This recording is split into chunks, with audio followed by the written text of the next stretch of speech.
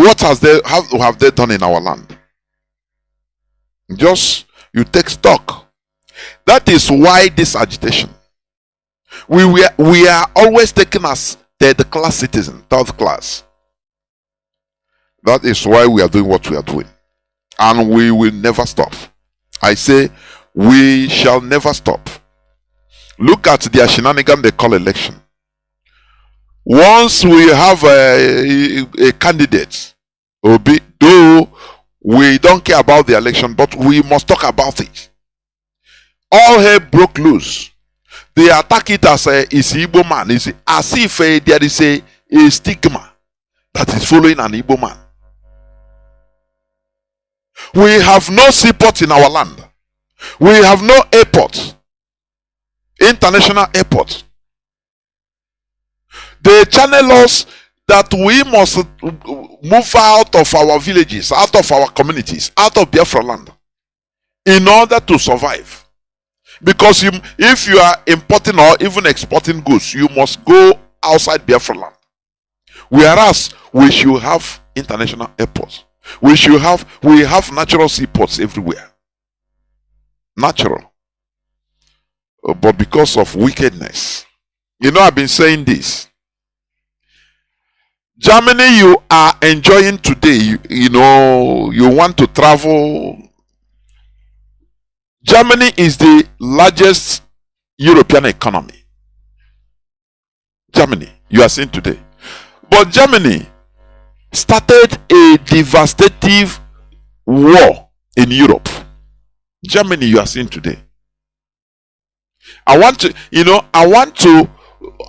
tell you how wicked, evil black people are against themselves. So, because what we are saying, what we always preach here is enlightenment, sanitization of our way of thinking. Our way of thinking, it matters a lot. That is number one criteria to advancement and development. Germany, you are seeing today, in 1939, Germany started a very big war of conquest of the whole of Europe. Do you understand? Germany. They virtually destroyed all European countries. They took France, they ran over France, Poland, almost all the Western European countries. They entered Russia. Millions of people perished in that war for nothing, just for fantasy. 1939 to 1945. But they were finally defeated by the Allied forces of Russia, America, and others. They were finally defeated. They didn't, try to kill or annihilate all Germans. I want you to understand what, enlighten the mindset can do, the way they reason. They think about the future. Not only today. Not vendetta. Do you understand me? Germany was defeated in 1945. Germany was occupied by Russia, America, Canada, name them, France, England, that is United Kingdom. With that annoyance of what Germany did to them, many of them clamored for Germany to be destroyed. What I mean destruction, to be assimilated to other countries, so that there will be nothing like Germanness again. Listen attentively. There will be nothing like, oh, I'm a German. Their country, their land will be occupied, and many of their people will be expelled, forced to expel, and the people, Germans will be prohibited from speaking German language. So that those that are assimilated in Poland will now become Polish people. They will forget their language. That was the original plan because of the annoyance of what Germany did to them. But let me tell you, they thought, they reasoned critically. I'm telling you about the Europeans, about white people, how they behave. They reasoned. When you watch documentaries like this, you will see how they reasoned critically. They started saying, okay, we defeated them, we can conquer them now, because defeat is different from conquest. They defeated us in 1970, but they never conquered us. Now they set on to conquer us, final conquest from 1970 to today. That is the conquest. It is a process. Conquest is not done in a day. Now, that was what they wanted to do Germany. So that today you will not see any person answering a German after the war. But they said no. Yes, we have the power, we can do them now because of the annoyance. But if we try to do what is in our mind, in the next 70 years, 80 years, 100 years, these people, they will understand what happened. They will now become victims. They will now feel like they are victims. And it will not augur well for the whole of Europe. Because they will become problem all over Europe. And there will be no peace in Europe. Do you see how they reason? They calculated. They didn't say, okay, do you see the same, the way Gowon and Obasanjo and all of them set on to conquer Biafra land. Blindly, that raw hatred of black people, the raw hatred, the wicked, that emotional hatred, it blinds them not to calculate the future. That is the difference between the black people and the Caucasians. That is the truth. Whether here we say the bitter truth. Black people are always blinded by emotion, sentiment. No, let's clear all of them. No, Biafrans, they want, let us kill them. Let us deal with them. No development in their land. They didn't calculate the effects it will have to the upcoming generation. They didn't calculate that if they allow Biafra reinstated properly, given their rights in Nigeria, to develop their potential, it will be to the advantage of everybody. They didn't calculate that because their wickedness, their evil-minded thinking, their emotional wickedness blinds everything about their sense of reasoning. Unlike the white people, they will face, but after they reason, they say no. Let us critically analyze the situation. If we start conquering the Germans from 1945, dealing with them, we can do it. We can do it now, but in the future, it will become a problem in Europe, if not even all over the world, because their children will now start understanding what happened to them, how they were treated, and they will never be happy. It will become a problem everywhere. So it's better we direct Germany, help Germany to turn a new leaf and develop their potential so that everybody will be happy. Is it not what is happening today? Is it not what is happening today? Germany is the powerhouse of European industrialization. Industrial hub, economic hub is Germany. Do you know that? What they did after the Second World War, what the Allied forces, the Europeans did, the whole of their colonies, German colonies in Africa and in Asia, every other part of the world, in the Americas, they now say, okay, for this, let us just punish them, so that the only punishment we give them, serious punishment, is that their colonies, we are going to divide it among ourselves. That is why their colony in Africa, they divide it. Some part of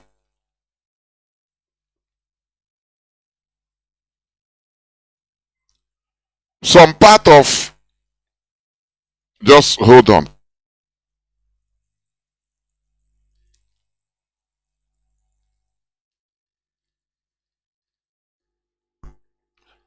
Some part of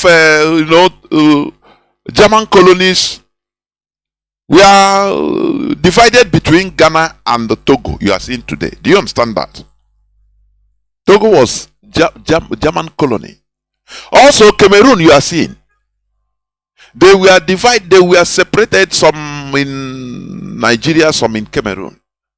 So they virtually divided their colonies between England and France. And even Spain, all of them, Portugal, all of them. That is the only thing they did. They are spoiled their colonies in Africa. They denied them. That is why Germany have no other colonized territory in any place around the world. But they set on to develop, to unleash their potential. Today, not only Europe is enjoying Germany, America also, even the whole world. You can proudly now go and work in Germany. You know, that is what people, think tanks at the early time. That is what think tanks. They reasoned. People that think critically, or that thought critically at that early time. Had it been they set vendetta, to venge, the same way Gowon and the monkeys do in Africa.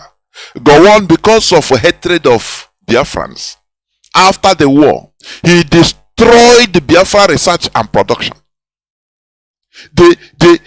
Something that would have made Africa a hub, Nigeria industrial hub, even manufacturing war weapons, missiles, advanced technological weapons, even aircrafts. Because of the hatred, no, they don't calculate that their hatred, and that is what is happening to today. Kill Igbo man, every Igbo man, kill him. That hatred is still there. That type of Luciferian hatred, devilish hatred, that makes them, no, you cannot, no success. Let everybody be a quagmire. Instead, they will be looting. You enter, you start looting. No advancement. Gowon burnt the whole blueprint of Biafra invasion. Something that would have catapulted Nigeria today to be number one in Africa. By now, Nigeria would have been sending home-built spacecraft into space. But because of hatred, that animalistic hatred, they don't think. A very primitive wickedness. There is a wickedness that is highly primitive. That is what is exhibited by the caliphate. They don't care. So even look. Anyway, Chukwu Okiabiama knows that we are not we shouldn't be part of Nigeria. That is what makes them not to even admit anything. Because maybe it would have been even worse after building everything for them. They will take over everything. So it's better what is happening. Gowon burnt down the research and developed blueprint. Flying Obunigwe. Advanced Obunigwe that should be built. That because of the abrupt end of the war, it was not constructed. Even a craft, war jet fighters that were in the offing, in blueprint to be built. Which had it been, since that time, had it been, it is people that are civilized and accepted this, they will put Biafran scientists at work finance them. By now, Nigeria would have been building jet fighters, advanced jet fighters. You understand?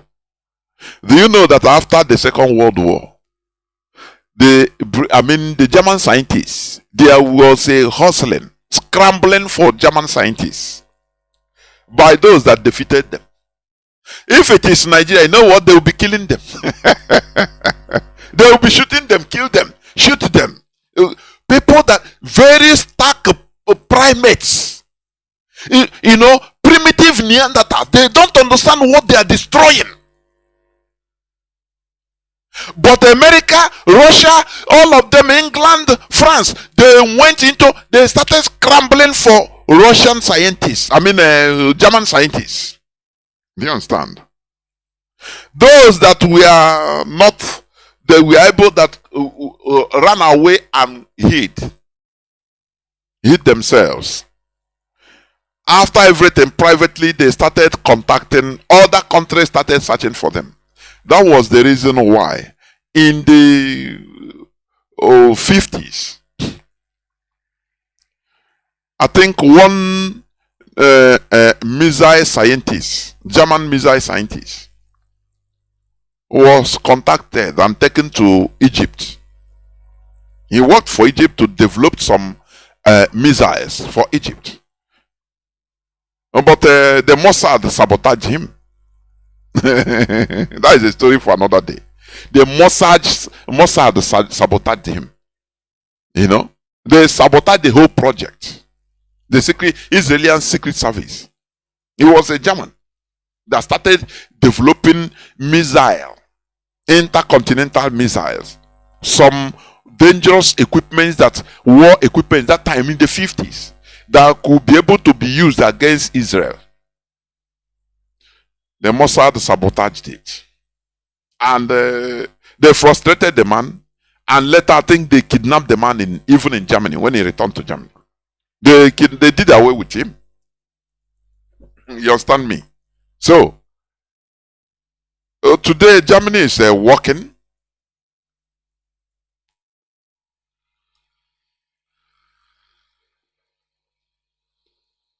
Today, Germany is advancing. It's an advanced country. The era of war has gone. They are now working and everything is okay. And also, Europeans, they are contributing their quota to the world economy, world industry, everything.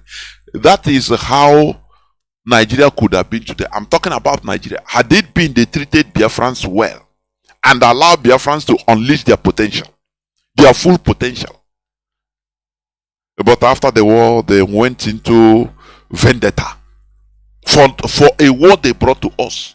Till today, they are talking tough. For you to understand the difference in mentality between black people and the Caucasians. The mentality, there is a huge gap. They don't think about tomorrow. Oh, all these things we are doing, what about tomorrow? No. Kill that thing. Don't worry, even if he is the source of a light. Destroy it so that everybody, everywhere will be darkness. That is the mentality of Nigerians. The caliphate. Very evil, primitive mentality. We must continue. There is a news that I want to just read. One news where is a news of today's news.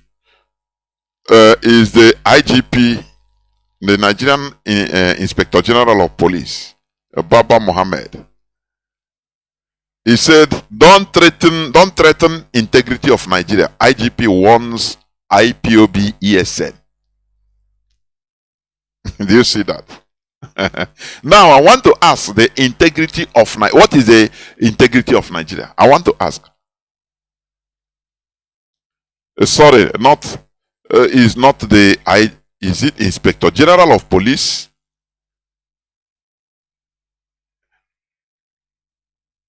But here, the body of the Nigerian news, you cannot even everything jaga jaga. The headline is don't threaten the integrity of Nigeria. IGP wants IPOB ESN. And the photo there is Baba Mohammed. Okay. No, Al-Kali. Baba Mohammed, I think.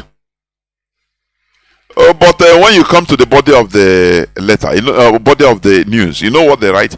Chief of Army Staff, Lieutenant General Farouk Yahaya has warned the members of that neither IPOB, ESN, nor any other group or groups or individuals should threaten the integrity of the nation as enshrined in the Constitution of the Federal Republic of Nigeria.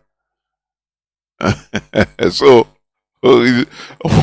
whether it's the chief of army staff Farouk Yahya or the IGP, Inspector General of Police Al-Kali Baba Osman, it's the same thing.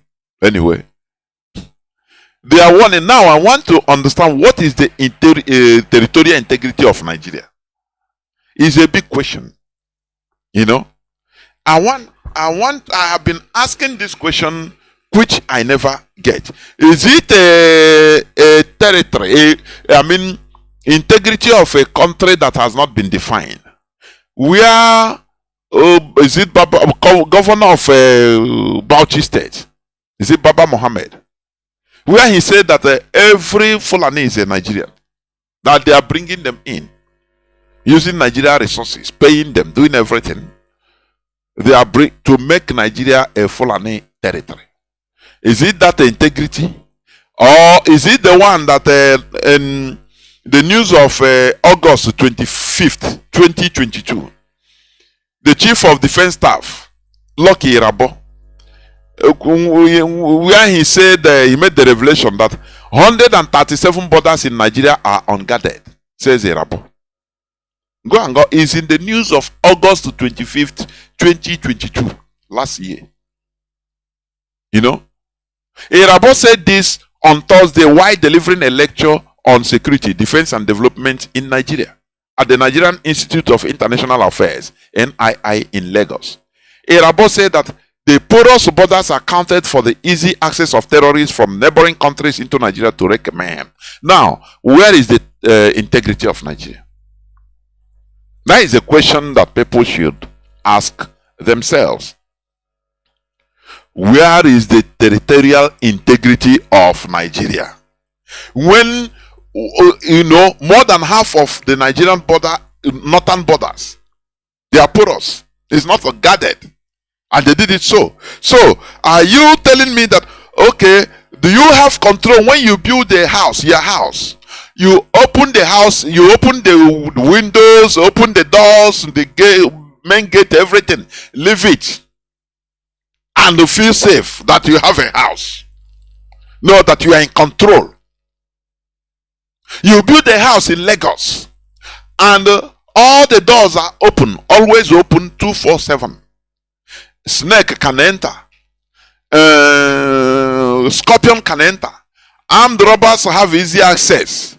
Are you telling me that you are in control of that house? Can you sleep in that house and close your eyes? Where everything is open. The windows are open. Anybody can jump in. The main gates are open. The doors are open. That house, does it have integrity? Criminals will enter there and start smoking. If they see television there, they pieces it or they remove it and go their way. And you are telling me that the house has integrity. That is how Nigeria is. And these useless people, they are saying Nigeria, ESN, IPOB should not threaten the integrity of Nigeria. Tell me what integrity, where a country where 137 border posts, border points are not manned, are not guarded, not even manned, not guarded. So people enter, Dick and Harry enter and do anything and come out, get out as they want. Sometimes I say no, Nigerians don't think. They don't reason.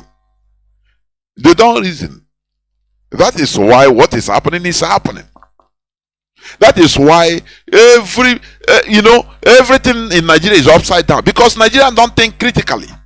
If people start reasoning critically in Nigeria, they will rise up. They don't need people to tell them anything. Revolution is what is going to solve everything.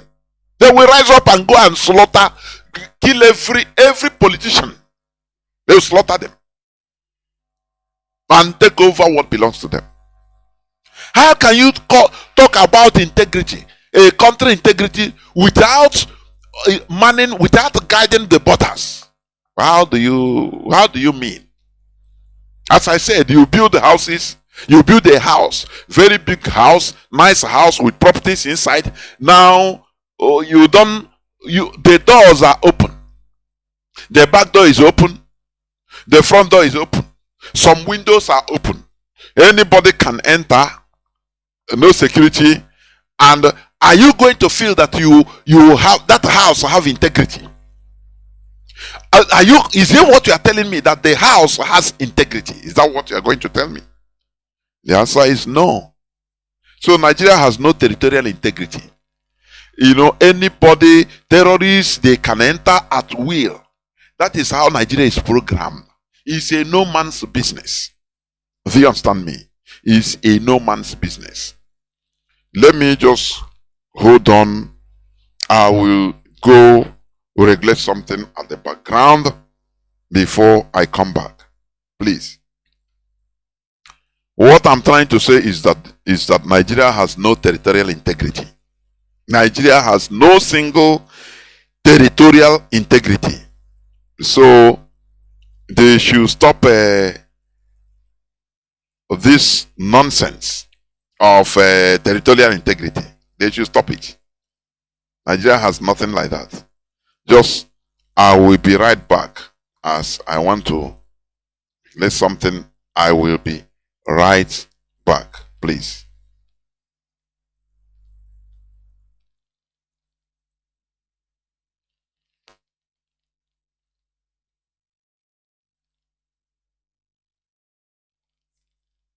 They are contributing their quota to the world economy, world industry, everything. That is how Nigeria could have been today. I'm talking about Nigeria. Had it been they treated Biafrans well and allowed Biafrans to unleash their potential, their full potential. But after the war, they went into vendetta for a war they brought to us. Till today, they are talking tough. For you to understand the difference in mentality between black people and the Caucasians. The mentality, there is a huge gap. They don't think about tomorrow. Oh, all these things we are doing, what about tomorrow? No. Kill that thing. Don't worry, even if he is the source of a light, destroy it so that everybody, everywhere will be darkness. That is the mentality of Nigerians. The caliphate. Very evil, primate, primitive mentality. We must continue. There is a news that I want to just read. One news where is a news of today's news. Is the IGP, the Nigerian Inspector General of Police, Baba Mohammed.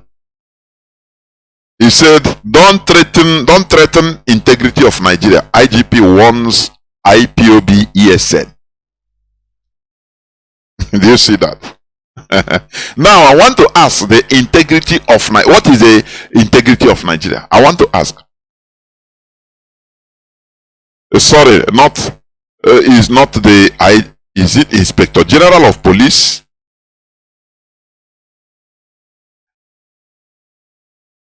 But here, the body of the Nigerian news, you cannot even everything jaga jaga. The headline is, don't threaten integrity of Nigeria. IGP warns IPOB ESN. And the photo there is Baba Mohammed. Okay. No, Al-Kale. Baba Mohammed, I think. But when you come to the body of the letter, body of the news, you know what they write? Chief of Army Staff, Lieutenant General Farouk Yahaya has warned the members of that neither IPOB, ESN, nor any other group or groups or individuals should threaten the integrity of the nation as enshrined in the Constitution of the Federal Republic of Nigeria. So, whether it's the chief of army staff Farouk Yahya or the IGP, Inspector General of Police Alkali Baba Osman, it's the same thing. Anyway, they are warning. Now I want to understand what is the territorial integrity of Nigeria. It's a big question. You know, I have been asking this question which I never get. Is it a territory, integrity of a country that has not been defined? Where is it governor of Bauchi State? Is it Baba Mohammed? Where he said that every Fulani is a Nigerian, that they are bringing them in, using Nigeria resources, paying them, doing everything. They are to make Nigeria a Fulani territory. Is it that integrity, or is it the one that in the news of August 25th, 2022, the Chief of Defense Staff, Lucky Irabo, where he said he made the revelation that 137 borders in Nigeria are unguarded, says Irabo. Go and go. Is in the news of August 25th, 2022, last year. You know, Irabo said this on Thursday while delivering a lecture on security, defense, and development in Nigeria at the Nigerian Institute of International Affairs (NII) in Lagos. Irabo said that the porous borders accounted for the easy access of terrorists from neighboring countries into Nigeria to wreak mayhem. Now, where is the integrity of Nigeria? That is a question that people should ask themselves. Where is the territorial integrity of Nigeria? When, you know, more than half of the Nigerian border, northern borders, they are porous. It's not guarded. And they did it so. So, are you telling me that, okay, do you have control when you build a house, your house? You open the house, you open the windows, open the doors, the gate, main gate, everything. Leave it. And you feel safe that you have a house. Know that you are in control. You build a house in Lagos, and all the doors are open, always open 24/7. Snake can enter, scorpion can enter, armed robbers have easy access. Are you telling me that you are in control of that house? Can you sleep in that house and close your eyes? Where everything is open, the windows are open, anybody can jump in, the main gates are open, the doors are open. That house, does it have integrity? Criminals will enter there and start smoking.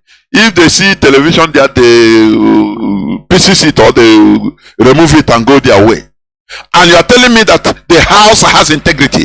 That is how Nigeria is. And these useless people, they are saying Nigeria, ESN, IPOB should not threaten the integrity of Nigeria. Tell me what integrity, where a country where 137 border posts, border points are not manned, are not guarded, not even manned, not guarded. So people enter, Dick and Harry enter and do anything and come out, get out as they want. Sometimes I say no, Nigerians don't think. They don't reason. They don't reason. That is why what is happening is happening. That is why everything in Nigeria is upside down, because Nigerians don't think critically. If people start reasoning critically in Nigeria, they will rise up. They don't need people to tell them anything. Revolution is what is going to solve everything. They will rise up and go and slaughter, kill every politician. They will slaughter them and take over what belongs to them. How can you talk about integrity, a country integrity, without manning, without guiding the borders? How do you mean?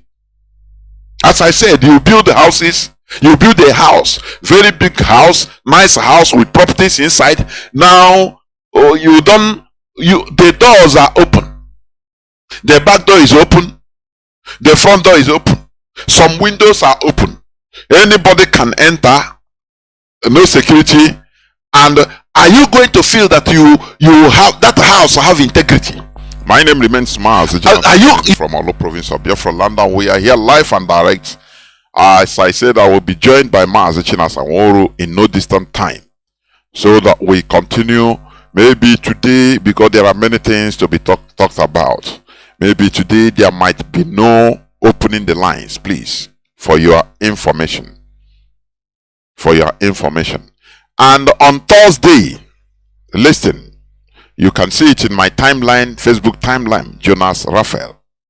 On Thursday by 3 p.m. Biafra time, I will be having an interaction hosted by Mazi Alozie with Mazi Donald. Dr. Donald, please. You know, let me tell you, we are Biafrans. What we are doing is nothing personal. That is why when I see some people going personal, I say, what is all? These are misunderstanding issues. It's not personal.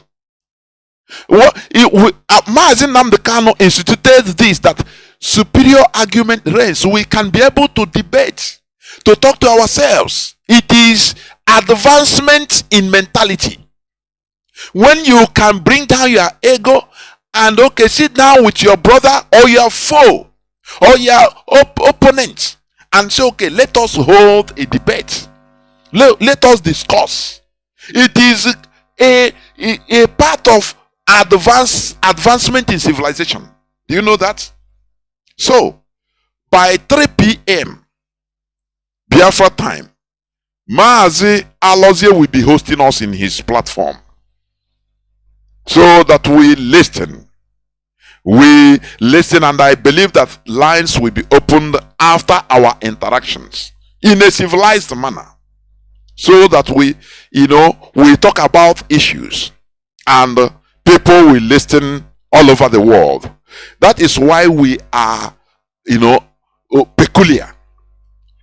We are trying to imbibe on things that you cannot have in other African nations, African countries. We are trying to bring up a mentality that is different, so that we can be speaking. It doesn't matter how you hate somebody or how you, for the sake of the goal that we have, for the sake of our collectivity, we will sit down and talk to each other and make debates, instead of people taking things personal. No, I'm not part of it, because it's not personal. What binds us together is our nation, because all of us are suffering it. As a Biafran, be you a billionaire, be you a politician, all we are suffering the same thing. After all, there are poor people everywhere in the world. In America, there are poor people. It doesn't matter. People sleep. You see people sleeping on the streets. Though a little percentage. So, but the collective interest, the collectivity is what matters. That is what we do. So, join us by Thursday, 3 p.m. Biafra time. We shall be here on this hallowed platform under Mazi Alozie. He will be the anchor. Yes. So please inform your friends and well-wishers, everybody you could. We don't need to fight ourselves. No. Superior argument is what we are seeking. All of us, we are learning. No person is perfect. That is it. Therefore, I was talking before. Let me see whether I have another news headline. You see how they massacred us in Aba. Okay, there is one news headline. April 2nd, that was yesterday's news.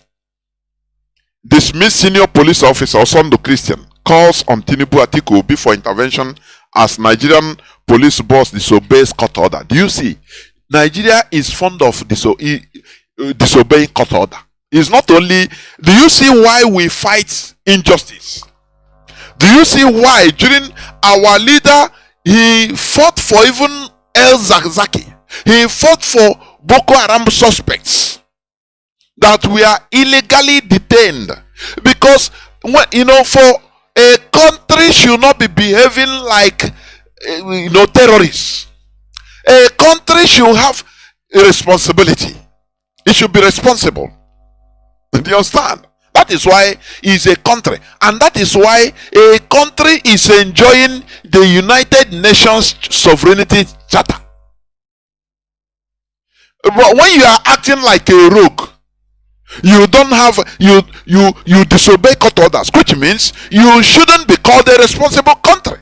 You should be blacklisted as a banana republic, and that is what Nigeria is. That is why we see anywhere we see injustice, we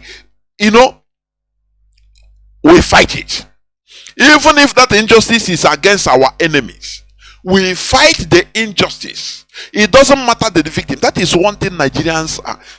I was horribly.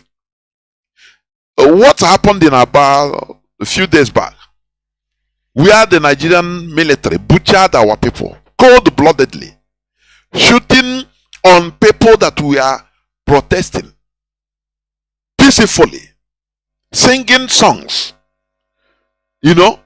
peacefully without arms. Now, Nigerian military opened the fire in a city like Aba, killing people, children, women, men and women, children, all indiscriminately. Now, I saw somebody. The person has an Igbo name in the comment section in one of all those posts. He was saying, yes, he serves them good. This Biafra people. Even the person has Igbo name. I don't know whether it's really Igbo or any tribe. It doesn't matter. But he's a human being. I said, but I commented, I replied the guy, I said, but are you a human being at all? This is a typical Nigerian mentality. When there is injustice against any person, they start looking at the victim to check the victim first, whether it's an Igbo man, whether they don't look at the injustice being meted on the person. No, what matters to them is to they want to stigmatize the person. They want to weigh the person in a balance. Oh, is he an Igbo man? If I say it serves him good, will kill them. But the problem is, it's an injustice. Our leader in 2015, he saw some Boko Haram suspects that were there incommunicado in the DSS dungeon or Kuje prison. They are not tried for 3 years plus or 4 years. He said, no, this is an injustice. I don't care whether they are Boko Haram or not. That is not the problem. The problem is the injustice they are suffering. Under the Nigeria law, normally, you have to check. If they say, okay, they are convicted and given life sentence, no problem. If they say, okay, they are sentenced to death, it's the Nigerian law, okay, no problem. But being there incommunicado, no person, they complain to our leader, because our leader say these are children. They used to help him to even wash his clothes and do things, run calls in the prison there. So they complained to him. What did you do? He said, no, since how many years? They say we are Boko Haram, no trial, we never meet any. Even our parents didn't know, they thought that we are dead. He said, no, this is injustice.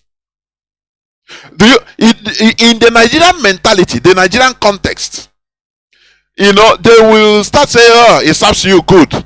You are Boko Haram. So, as long as you are being called Boko Haram, no wahala, stay there. It's good for you. That is the Nigerian context mentality. But our leader, being a Biafran, we think differently. He said, no, injustice to one is injustice to all. It's not good. If Nigeria is a responsible government, They should try these people. If they find them guilty, let there be rule of law. Because a country should be built on rule of law, laws and order. Law and order. Not you, as a government, you do anything you want, that you are a government. But Nigerians, they have horrible mentality. Oh, they slaughtered our people in Aba. Say, it served them good. For what reason? These are people that are going on, on peaceful protests. Look at Boko Haram. They are reinstating them. Nigeria has huge problems mentally. That is why everybody is suffering it, because the way they reason is fundamentally flawed. Without taking much time, which we have taken already, I'm bringing in Mazi Chinasa Nworu. Mazi Chinasa Nworu, you are welcome to the program. I'm now joined by Mazi Chinasa Nworu. Can you hear me, please? Yes, Mazi Chinedu. Good evening. I can hear you very clearly. There were welcome to the program. Yes, there were. Please proceed directly to your opening remarks before we continue, because there are many things to discuss today. Mazi Chinedu, thank you so much. Biafrans and all the I hope you are hearing me clear, because it seems it takes time before replying. I hope you can hear me clear. No, I can hear you clearly, Mazi. Okay. I can. Okay, go on. The whole world is listening. Yeah. Mazi Chinedu, good evening. Biafrans and all the lovers of freedom. My name is Mazi Chinasa Nworu. Mazi Chinasa Nworu served the indigenous people of Biafra as a member of the Directorate of State, and I come from Obingwa. Obingwa is in Aba province. Before we start our topic this evening, it's unfortunate I'm supposed to be here on Friday, but I could not make it. But today, Monday, I am here to continue to preach the gospel, to continue to inform our people, to direct our people, to clarify certain misinformations, and make sure that our people are in the right track. But before we move forward, Mazi Chinedu, I want us to have a 2-minute silence in honor of those that were massacred on Friday by the Nigerian military forces in Aba, those that were conducting a peaceful protest for the unconditional release of Mazi Nnamdi Kanu. I would like every Biafran, wherever you are right now,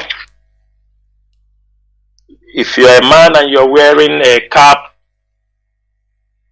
if you're a woman, please, wherever you are, you can stand up wherever you are in honor, in as much we are not seeing you, but you believe in the freedom, you respect our people that have died in this struggle, and in the respect of those who were murdered in cold blood on Friday in Aba province.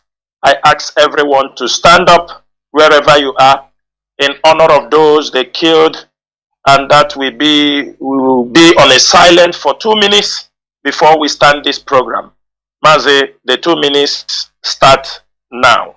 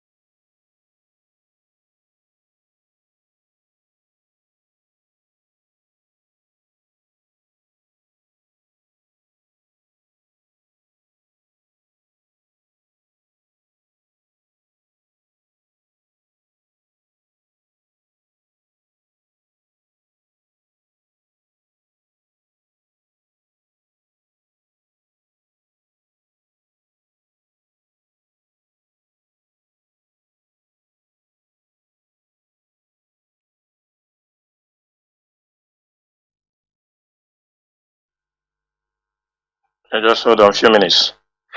May the soul of all those who have fallen for the sake of the Biafran restoration, may their soul rest in perfect peace.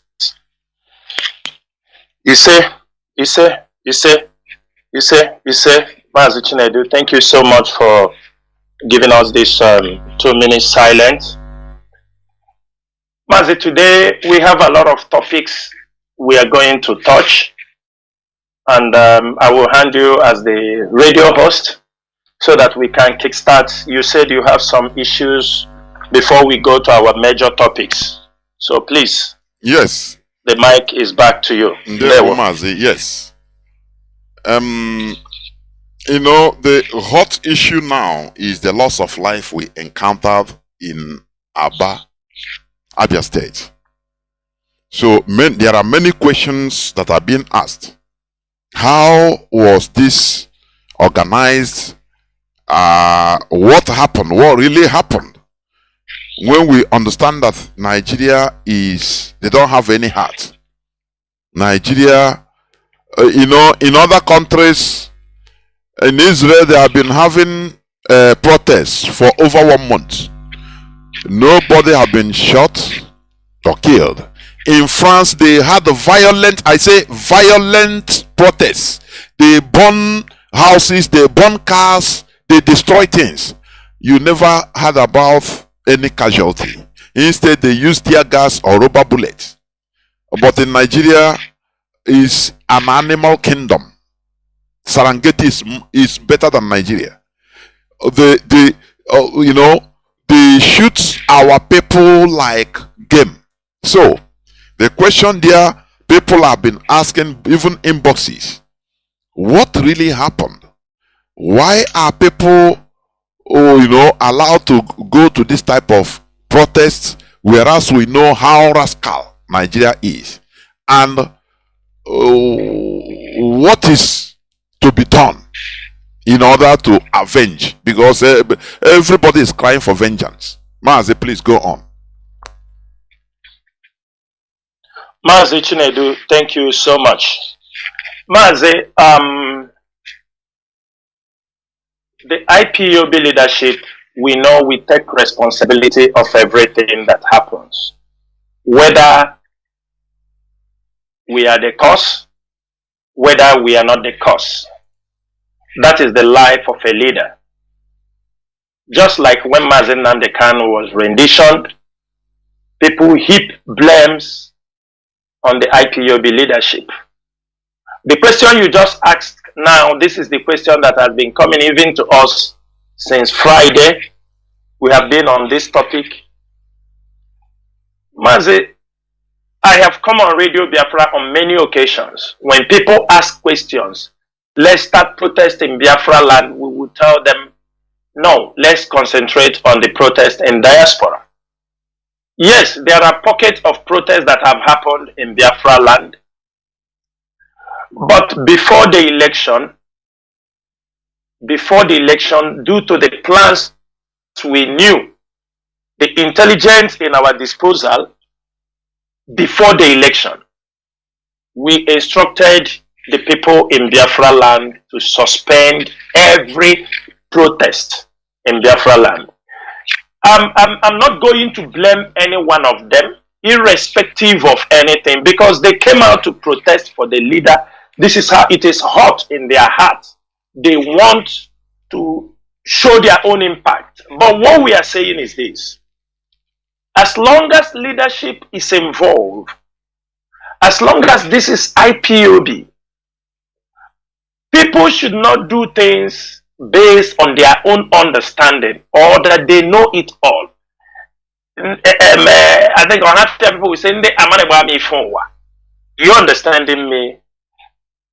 They know it all. They feel, because the leadership don't come to make noise, but people can see there is pressure going on in Biafra land. There was an order, an instruction that protest should not be carried out in Biafra land before even a month to the election. There was a protest that's supposed to come in Biafra land think 15th or 16th of February, it was cancelled. Instructions were given for there would be no protest.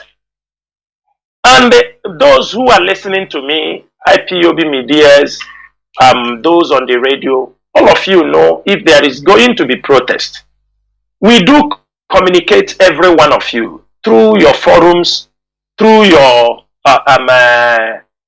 media heads or whoever is in charge, that there is a protest coming up. Can anyone say that the leadership informed anybody through writing or in any way that is going to be a protest? But surprisingly, I'm saying this thing just for clarity's sake, so that we can move forward, because we have a lot of problems facing us, and that is what the enemies they want. That was on Friday. On Friday morning, I'm making this thing very clear because of tomorrow. We have nothing to hide. On Friday morning, it was around 10:49 Biafran time, because in my time it was around 12:45 or 12. That was when I got a message from one of our brother in Biafra land. I was having a little snap at that time. I got a message that they asked me, Mazi, are you aware of the protest going on in Biafra land? I said to him, which protest? I am not aware. He pushed in some pictures for me. Immediately I saw this. I called the Biafra land coordinator. I asked him, who authorized this protest? Did you inform the leadership? Did you inform your line managers, those who are under you? He told me he knew this morning, that he was informed this morning that they said this protest was protest they planned before. We said it should be stopped. So after the election, they decided they should carry it out. They want to do something that everywhere.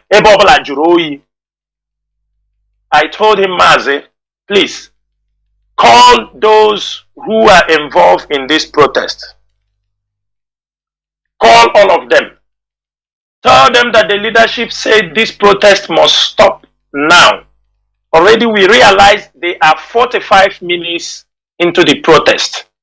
It has already gone 45 minutes. I told him, I instructed him, I said, I informed the HOD about the development, and they said, go ahead, stop this protest. It's enough. We told them no protest in Biafra land. Who authorized this protest? Mazi, this is exactly what happened. I move on. I call another officer in Biafra land. Those, they said, is one of those in know, who is in know about the protest. When we got one of them, he now put a call to one of the principal organizers and asked him in the other line, very firmly, that the leadership is very worried about who brought out our people at this particular point, that there is an instruction people should not come out for protest. Protest for now will be in diaspora until we put up certain things we want to put down before people will come out for protest. He also said that he just got the knowledge today. They just informed him that that protest they were asking before, they said they are doing it today. And he told them that the leadership said, we on telephone, and he made that call, that the leadership instructed that the protest must stop. Everybody should stop where they are. They should go home. The moment these instructions were passed, we are following it up. The Biafra line coordinator get back, said he's calling the state coordinator for more than 30 minutes now. He doesn't answer his call, and you have called him severally. He's not answering him call to deliver the message. I said, no problem. We make external another contact to tell them, stop. Wherever you are heading now, stop. Everybody must go home. That was exactly the instructions coming from the IPOB leadership. And the moment we did that, and after like a kind of 30 to 40 minutes, it's not up to 30 minutes, they said they are being attacked. They are being attacked. We return back again, call him Mazi. We told you, he said he have told them to stop. We are yet to ascertain the particular person that told them no, that they will not stop. They have to march till area. I said, did you pass the instruction? They say yes, they passed the instruction. That they have already started heading, said they will march till area. That was on the way. They were ambushed, and these murderers started firing on them. On the process, so far, the record we have, more than 20 people are seriously wounded. Hold on.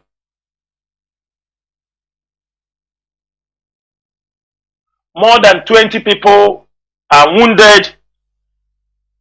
So far, we have 10 people confirmed dead, and we have more than 50 people missing. We know that the Nigerian government, the Nigerian army, so far out of the 10 people killed, we managed to retrieve 5 dead people, which is presently in our custody, and the 5 are yet to be retrieved because those that were present said the militaries were shooting heavily, and they are the one that picked up those dead bodies, those 5 dead bodies. Then 50 that are missing, and we have so far more than 20 people that were wounded. Mazi, this is exactly what the leadership knows. This is exactly someone like me and other principal officers knows about this protest. Why we are making this thing very clear is that I don't supposed to come on air and talk about these things, because we do not supposed to talk about blame the victim.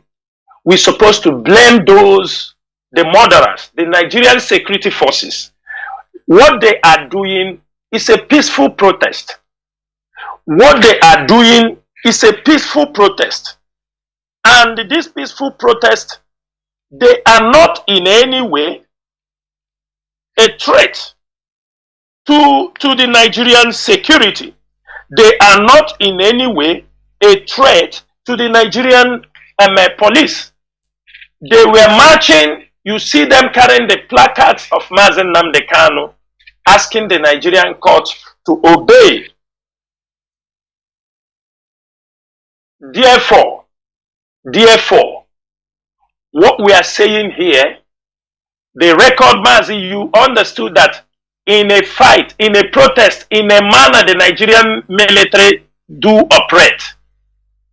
We know they might have killed more than 50 people. But what I'm saying there is the ones we'll be able to count on ourselves, the 10 people.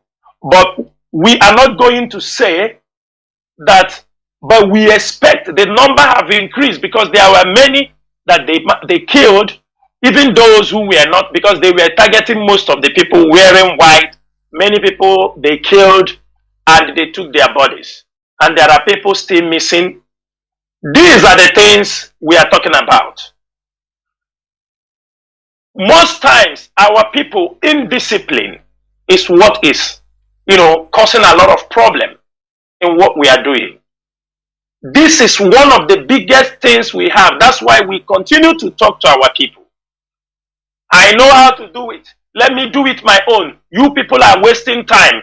Do you understand me? When we tell them, being a leader or being at the helms of affairs, it is not easy, because there are many things happening you have to put into consideration before you make decisions. There are things we know.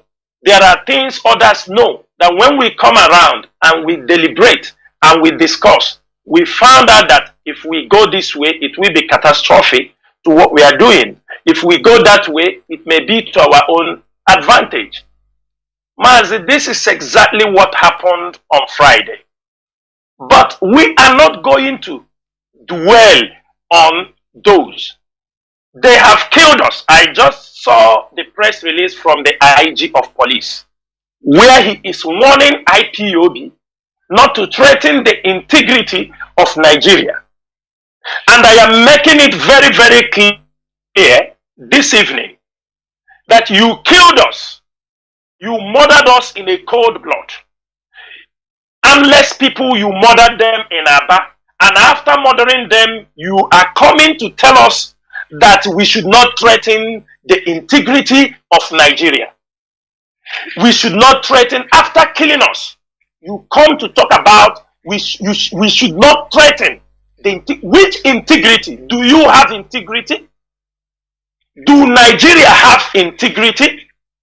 Talk less of the one to threaten.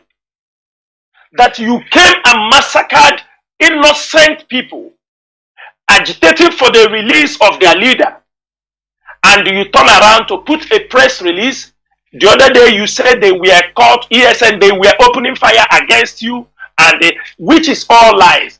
The Nigerian media, I'm sure most of them understood what happened there. The videos are there. There is no sign that IPOB members that was on protest in any way attack Nigerian military or Nigerian police. And for the IG to come out this evening, today, threatening us, we should not threaten Nigerian integrity. I can bet him, IPOB, we must revenge.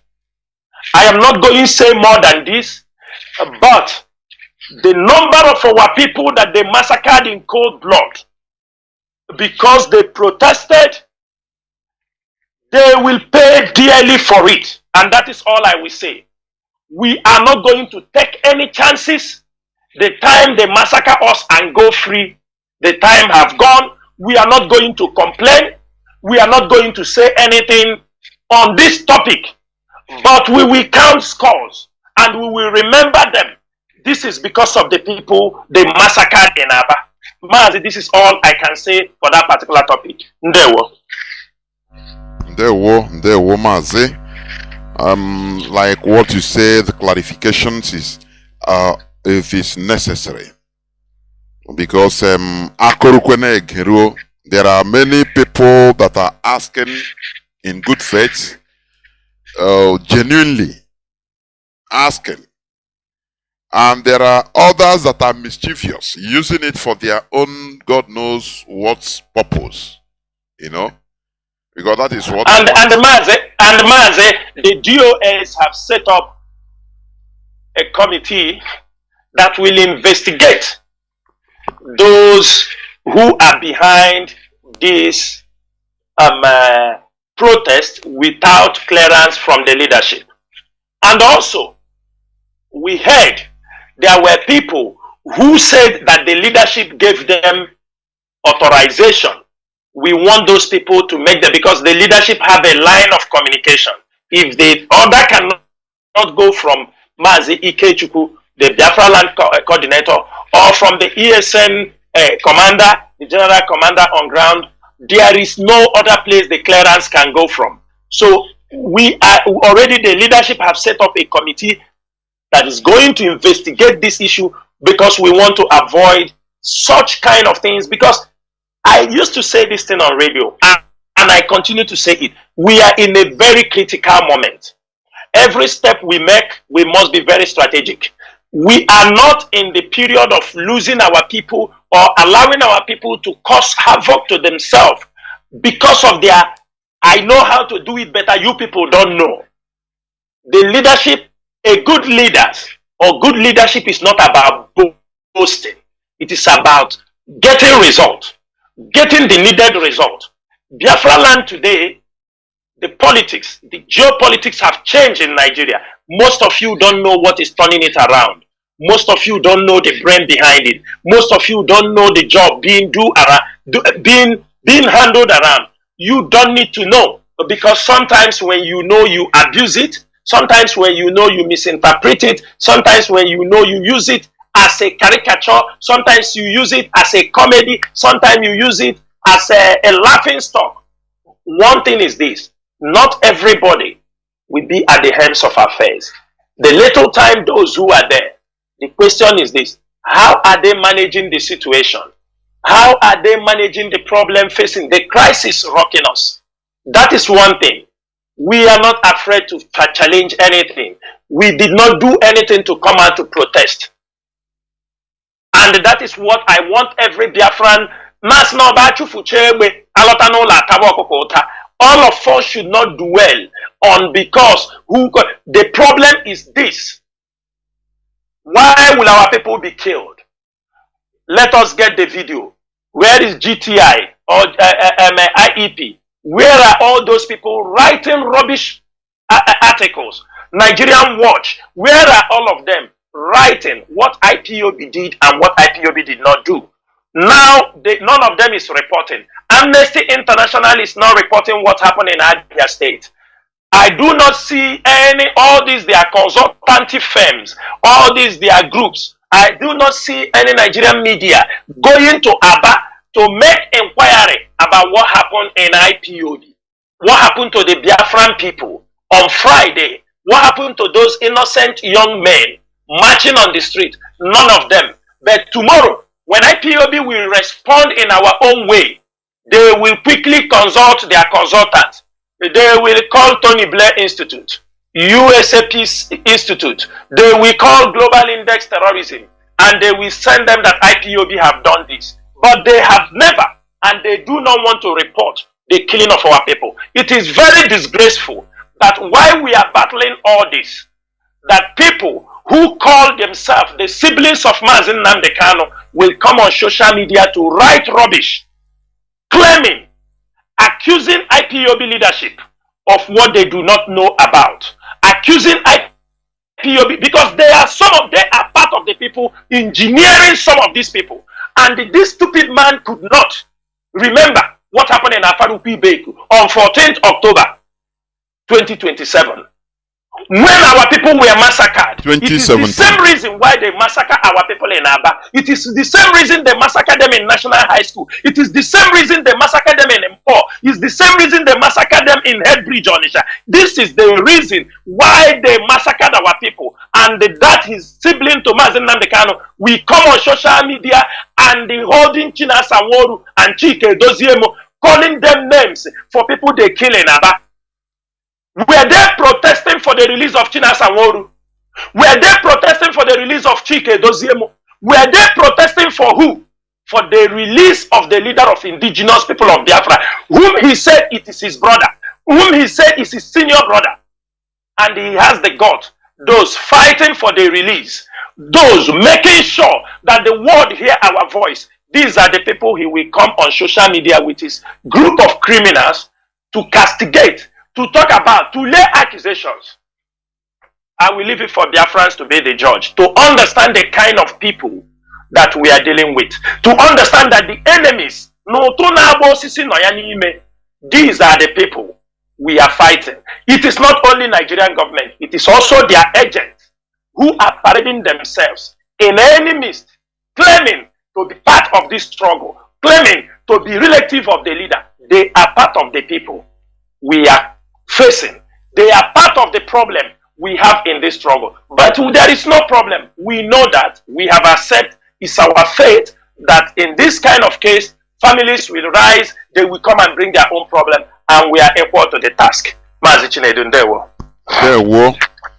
Like what you say, the calls for, that is why there should be wisdom, discipline, and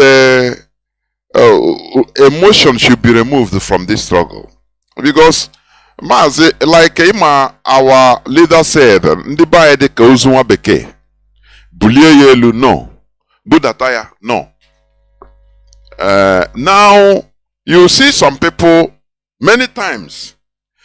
No, nothing is happening everywhere. That is what you hear. This and that. Now they don't understand what the leadership is planning or doing. And it would also one thing or the other. But the issue is that Nigeria should not go scot-free.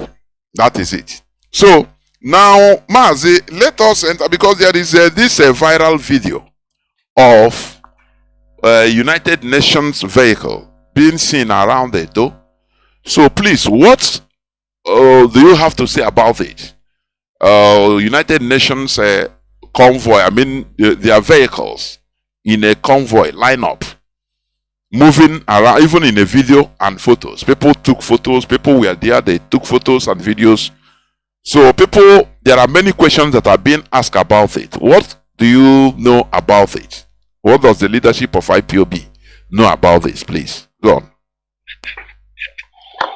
Mazi, I will say something. It's good you ask this question. I will ask all IPOB members, all IPOB media warriors.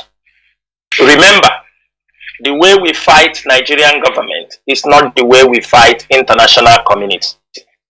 The way we present our issues, not fighting those who want us to remain under slavery. Of course, we are fighting them with information, we are fighting them with words of our mouth, we are fighting them through exposing all they are doing. Mazi, yes, it is authentic. United Nations vehicles, not only in Edo, they are seen everywhere, many parts of Nigeria presently. They are everywhere. The UN, and I want our people to know something. We should avoid making unguarded statements on international institutions that you just suddenly saw in our place. Might be positive. Let's assume it to be positive until there is anything otherwise. But I want to tell you, the United Nations, they have a mission.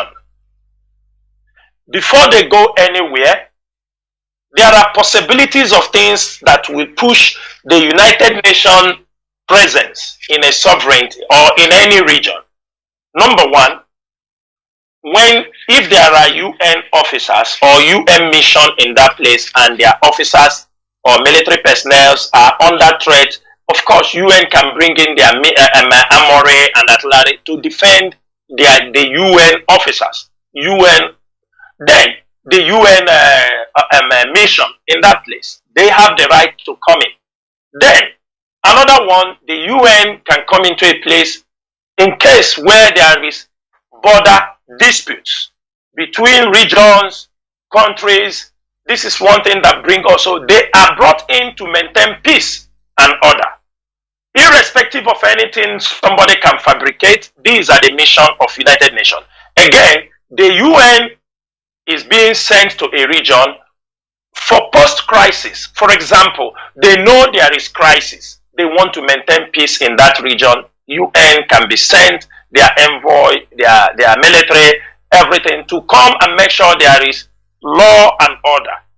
Also, if UN, this is an international movement, they might know there is going to be crisis. They are trying to prevent what is about to happen.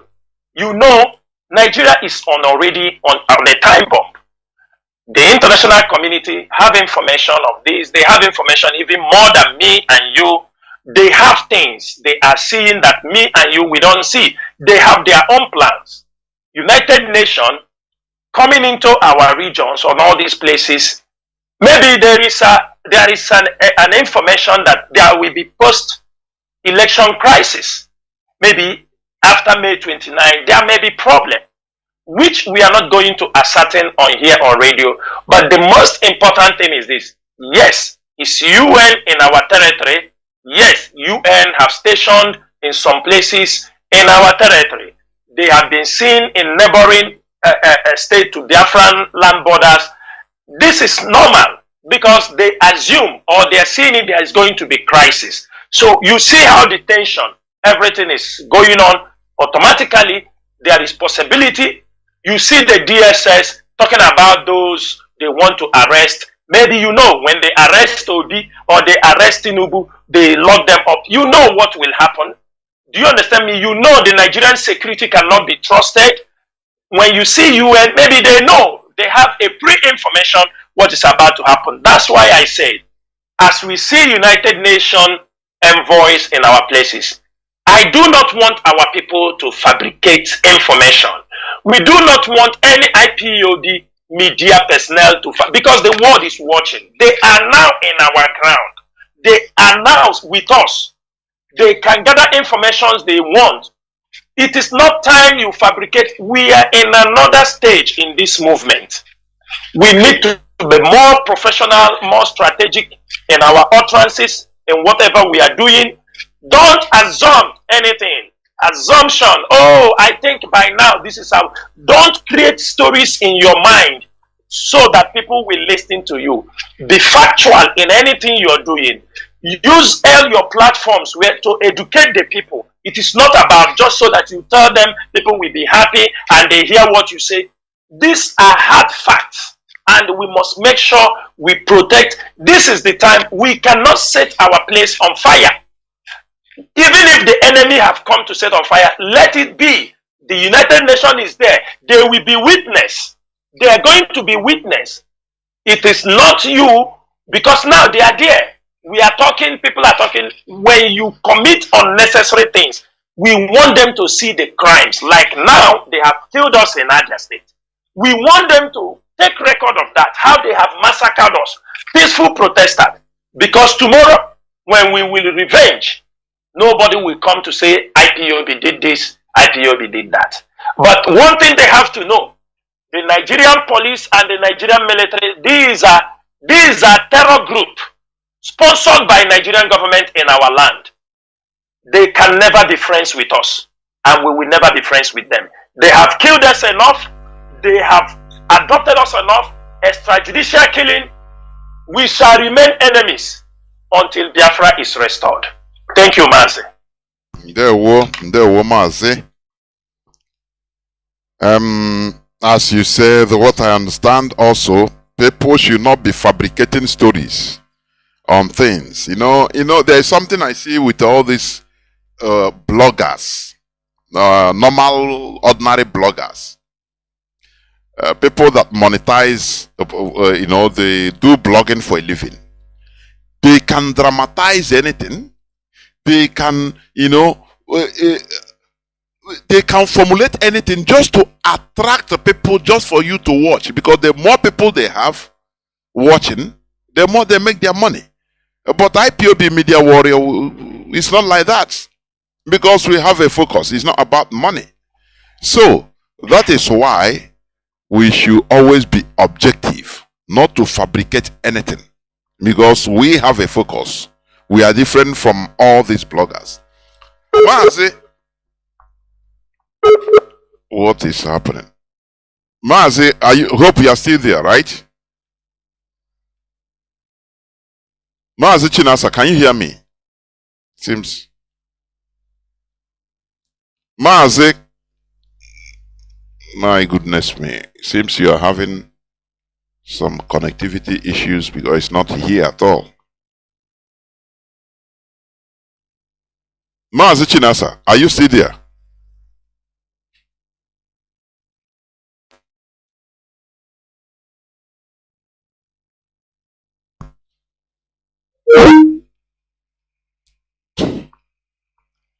Okay, let me bring him back, please. I think there is some slight connectivity problem, I think, from his side. Because everything is okay here. Everything is okay here. So we must continue. As I was saying, Mazi Chinasa, can you hear me? Yes, Mazi, I can hear you now. I'm back. The internet's just yes. seconds off, but I'm back. Yes, yes. So, let us go into another very important issue.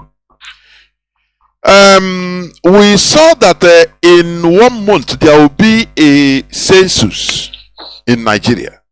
Census, population census. People will be counted. And there is this news that people should stay wherever they are for this population census. Our people in Lagos should stay there. They no more. Please, without preempting, I don't want to preempt before you come in. I want you to say something about this population and to give our people directives because our people, they fools, honestly. That is why we are being messed around with in Nigeria, in the wider Nigeria, because our people, we lost magnitude and direction. Please, Mazi, come to this census issue. Go on, please. Mazi, thank you so much. I think I'm coming out very clear. Coming out clear. Yeah. Mazi, this is a very important topic. Mazi Doziem will be coming on air within the month or by next weekend, and the IPOB will make an official statement. But before Mazi Doziem will come on air, because I don't think we have much time. 1 month's time, or what, when they're going to do the census. From this night, I want every Biafran, wherever you are, and you are living outside Biafra land. Easter is coming. The scientific Easter is coming by this coming weekend. If you are coming for Easter, make yourself relax at home until that census will be counted. This is IPOB. Our strategies are second to none. We are not Owazirike. When they want to count census, people say, no, don't count census. We are not among the. It's a lie.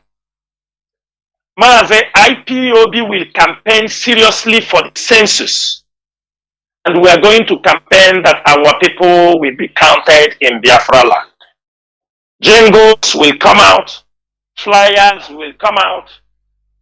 We are going to encourage our people to move down.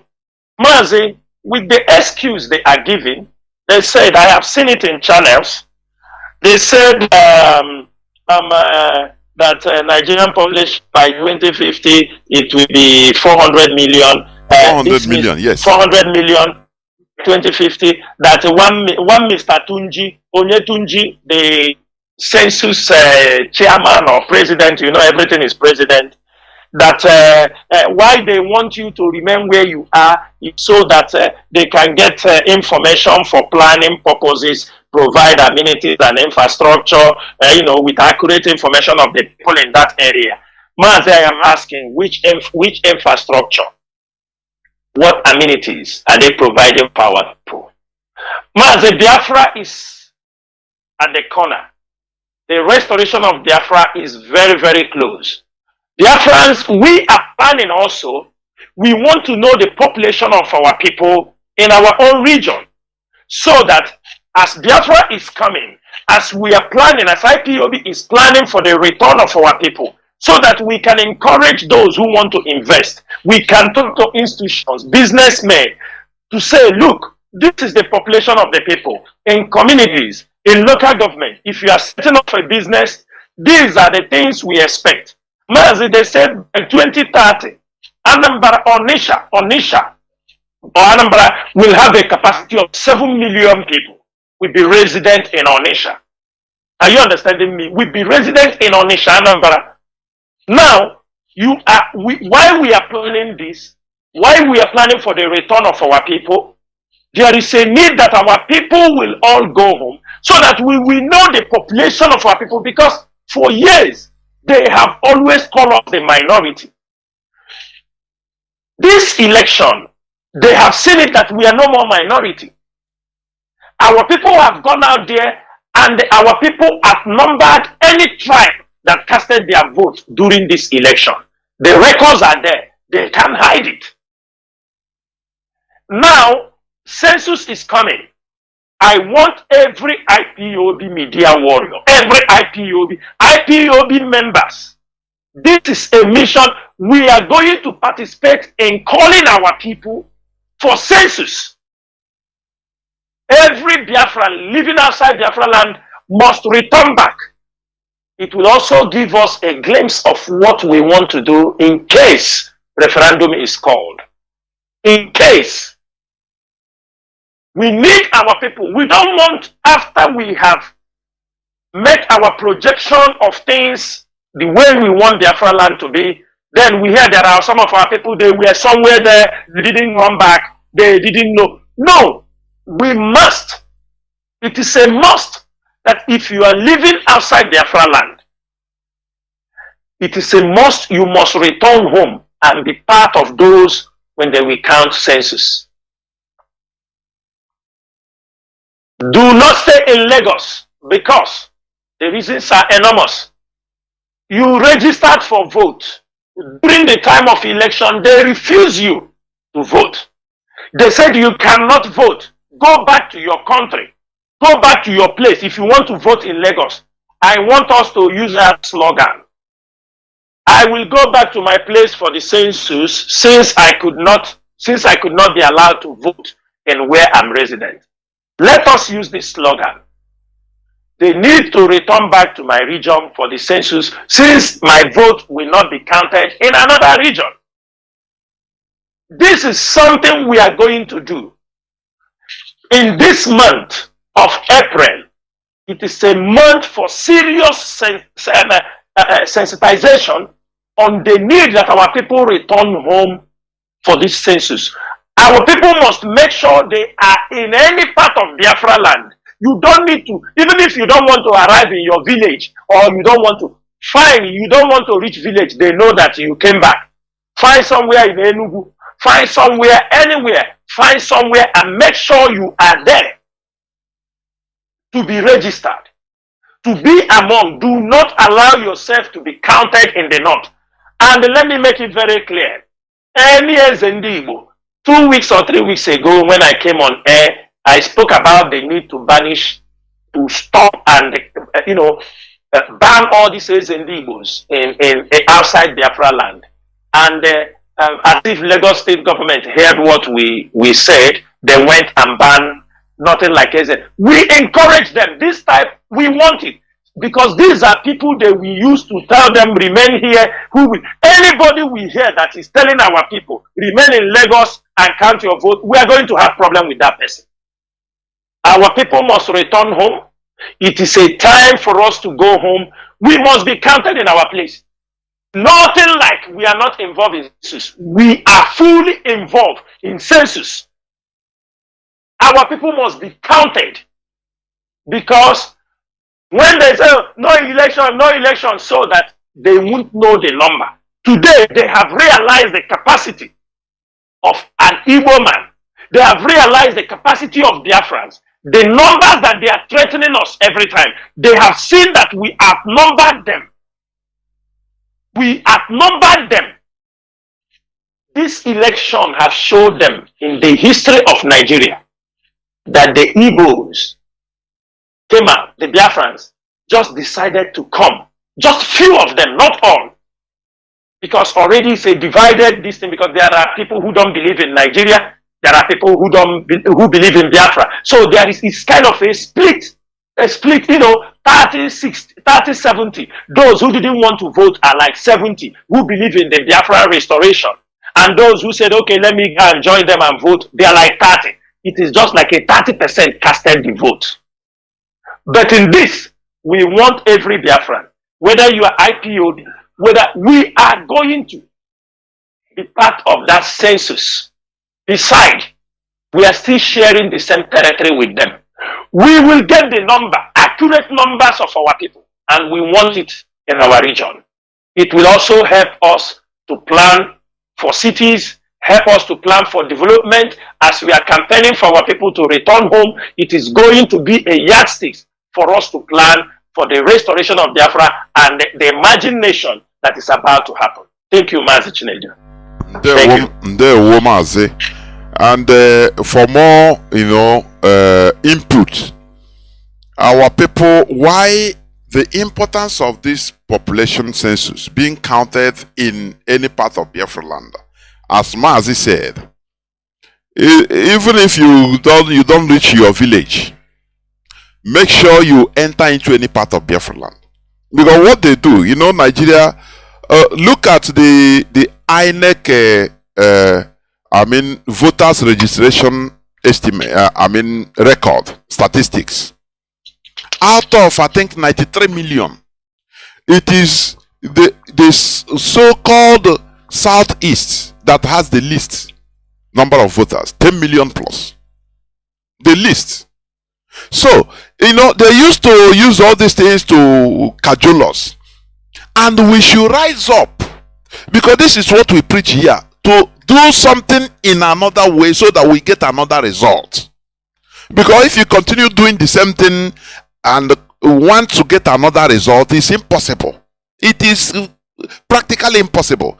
When you are outside Biafra land, they count you, they use your number, because I think the census, that was the reason why I think Ojukwu started campaigning, our late general, when he was alive, about say, why is it that other things form, they will ask you your religion and ethnicity, but when it comes to census, all these things are not there. They don't ask you your religion, neither your nationality, ethnicity. So that you see Biafrans in Kanu, they will count you, put you as the number as a Kanu indigents, so that they will be using it in order to disturb us every time. You hear them saying all the time, what they say is politics is a game of numbers. Politics is a game of numbers. What they did in the north is that you can run for more than 100 kilometers, you don't see how. What you see is a cluster of huts. That cluster of huts, they name it another local government. Maybe only 100 people are living there, only. But it is a different local government that is taking money, allocations from the Nigerian government. That is the way they are sucking money, to themselves. They use your number in order to complete, inflate their own numbers, their own. So that you are there in Kanu, when they count you, as you are there in Kanu, they will say, Kanu has this so-called number. Whereas most of them are Biafrans. Tomorrow, when the allocation come, they will look at you, they say, no, you are not from here. You see, they will push you out. The same way in Lagos, they will tell you, you are not an indigene.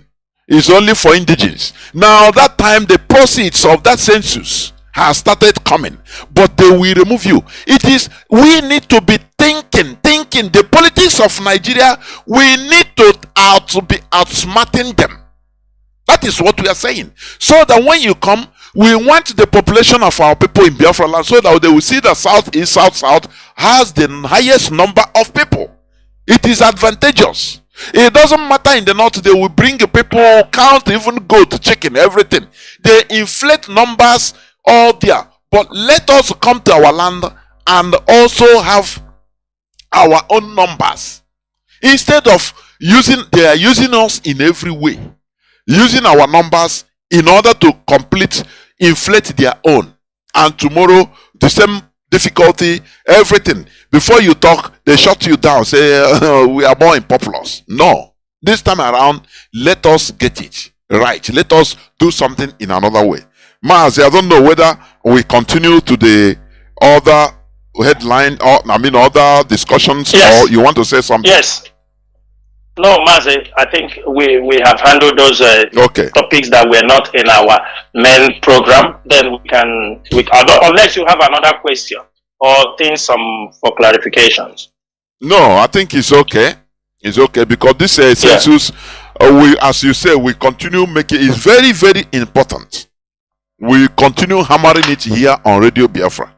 I'm telling you, it's very, very important. So now, let us enter into the need for total eradication of criminality, kidnapping, as the criminals are returning back again in Imo and Anambra.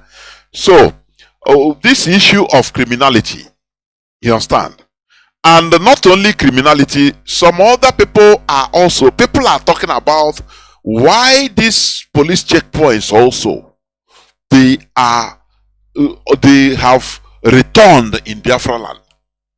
With their acting, it seems they are acting with impunity. So when you are talking also, please touch it about why these checkpoints that are stifling us, they are back. Please. Go on, Mazi, go on. Mazi, thank you so much. Biafrans and all the lovers of freedom. Sometimes, if you want to scare the hawk away when he wants to, take a chicken or anything, sometimes if you have the opportunity to kill, you kill. And you don't have the opportunity, you can scream and shout. It will happier. Also, you understand me? Mazi, before the election, we have seen how our land witnessed the level of criminality and carnage that have happened in our land. Every one of you have heard it. The victims are our own people. And this is something carefully, intelligently drafted so that we will use it to blackmail IPOB, blackmail ESN, and blackmail Mazi Kanu. That is why when you see these criminals, even their leader, who is part of, who is encouraging them, who is, I don't know, I would have allowed you to play an audio on this platform. I know it's 5 minutes. It is not necessary that we do it, but sometimes certain things are important, Mazi. We do it because it will help us to clarify a lot of things. If we don't do them, people might not understand. Sometimes they say we are blackmailing people. Sometimes they may say we are doing things just because to talk bad against people. Mazi, let me send you, play this voice. While we play this voice, people here, it will help us to analyze criminality this evening. Please. I have sent it to you. Can you kindly play it? I want people to hear it. Then we can analyze things in this place. Play it. Okay. Play it, let Biafrans hear. Put yourself on mute, please. Put yourself on mute. That way, please. Butuzo.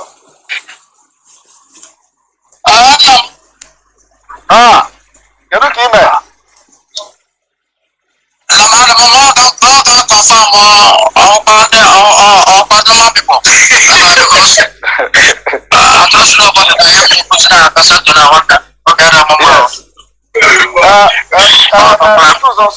Butuzo, you go facilitate here now with Holy Ghost.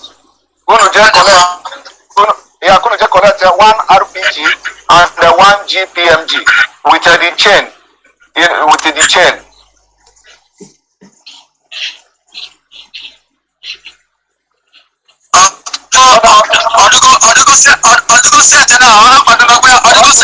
Now and the Holy Ghost is the contact of a shadow.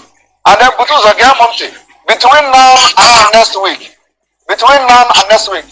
Out of every commander here to report to your camp for a renewal of vow and allegiance. Okay, from now to next week.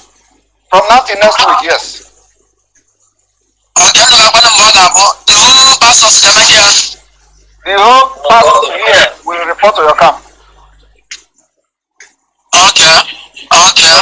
Make sure you put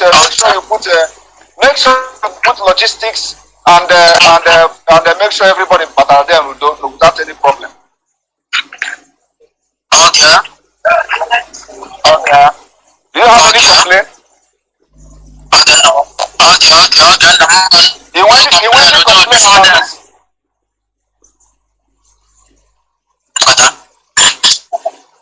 You want to complain about this?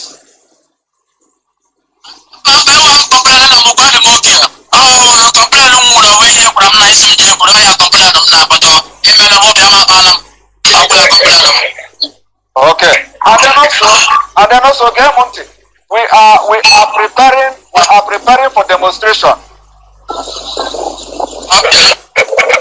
This demonstration now, this demonstration, I never before with the lion squad and all that, because this is the time to demonstrate. I will use the opportunity here, this political tension, come out of the street.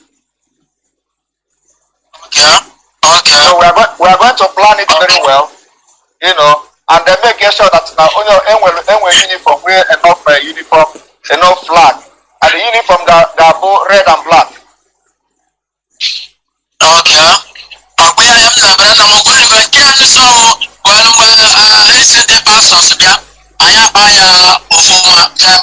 Yes.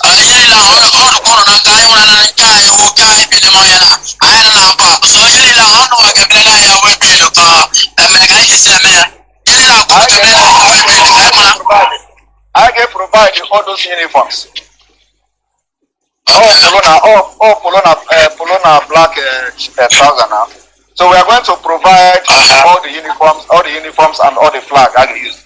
I saw Aputa na street Kamado de Kamu.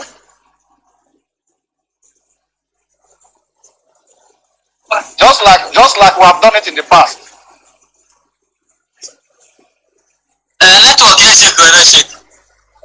Network Pass out the message to him that we are going to provide those things. And then Chico, you can make sure he communicate to all the commanders here, make sure that everybody goes to that camp between now and next week. All you need is transportation. Let me know how much, and there are all the mobilities I need to go there.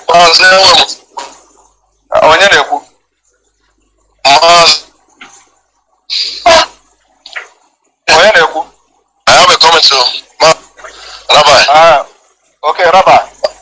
Rabbi from Anyway Sika. Okay, well. Oh, the man. Can you hear me anyway, Sika? Everything anyway, I want to go from my number complaint really about now because in Qatar last time, so also from my new camp on the side school na Banya. Yes. So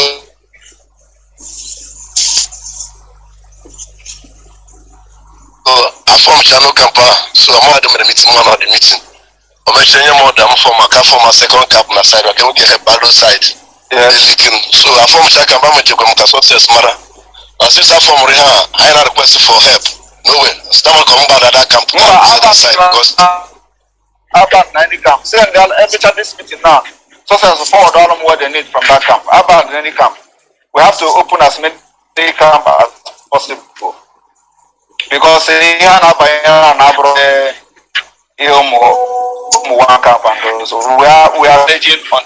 So those are the something like that. So I decided to join to know if because they said that other commanders are there, that I need to be there also.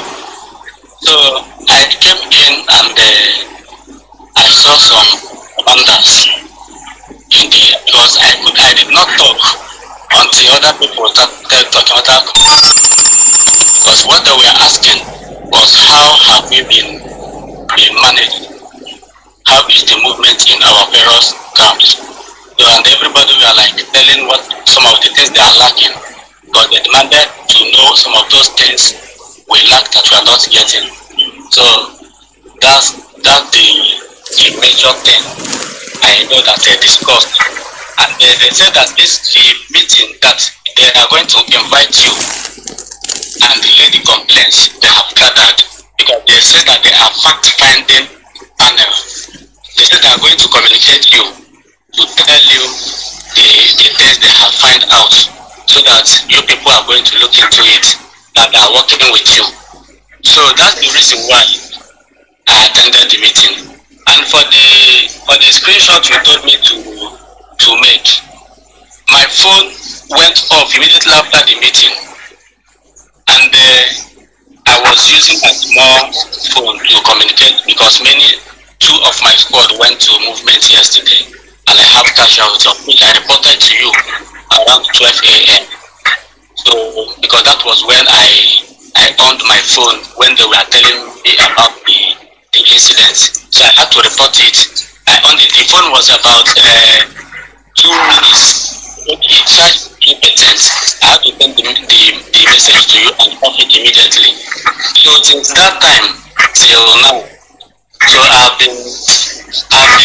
been on calls. 2 of my men have been deposited in the mortuary this morning. So I have not been myself. I just wanted to squeeze out this very time to attend this very meeting because I also got the message for this meeting today. So that's just what happened, and I'm still having some calls with me now. I'm just trying to speak because most of the people that fell, their people have not known. So we are trying to find a way to talk to them, of which some of them I have sent people to different places because we have 4 casualties anyway, but 2 later gave up, and the 2 are in the clinic now. They are receiving some treatment. So that's what happened. Thank you. Shadow, you know this is not the first time you did this. And how we are going to handle this issue is something that is in my mind and is something that is in my heart. I've given directive to Holy Ghost here to come and pick the 2 equipment that is with you. We paid for a few weeks ago because they need it to work. So when he come to pick it, just please give it to him. Do you have problem with that? Yes, I have problem with that because what is the problem you have? I told you that I want to deliver a work with it before. And I'm telling you now that work should be put on hold. There is another emergency work that is needed for, and that is a command. So you should put on hold that work that you want to go should be put on hold. And after this work, we can talk about that. Sir, it will be difficult for me. I will not lie to you. It will be difficult for me because what is going to be difficult to you? Not to deliver that very work because I have made a huge. I am the one. Listen to me. Don't let me angry, please. You know you have been doing this for a very long time. I am the one who gave you that command, right? And I'm telling you now that particular work must be put on hold until this one finishes. There shouldn't be any question there. I gave you that command. And I'm telling you now that command is now suspended. It will be difficult for me, sir. If you go against this command, listen to me, Shadow. If you go against this command, I hope you are ready to take what is coming with it. Because I am making this publicly here in front of every commander here. I gave you a command, and I'm telling you now that command is suspended, and there is RPG with you, and there is GMPG with you, which we paid for fully, and it is with you. And I want Holy Ghost to go and collect that thing, because there is a job that is needed for.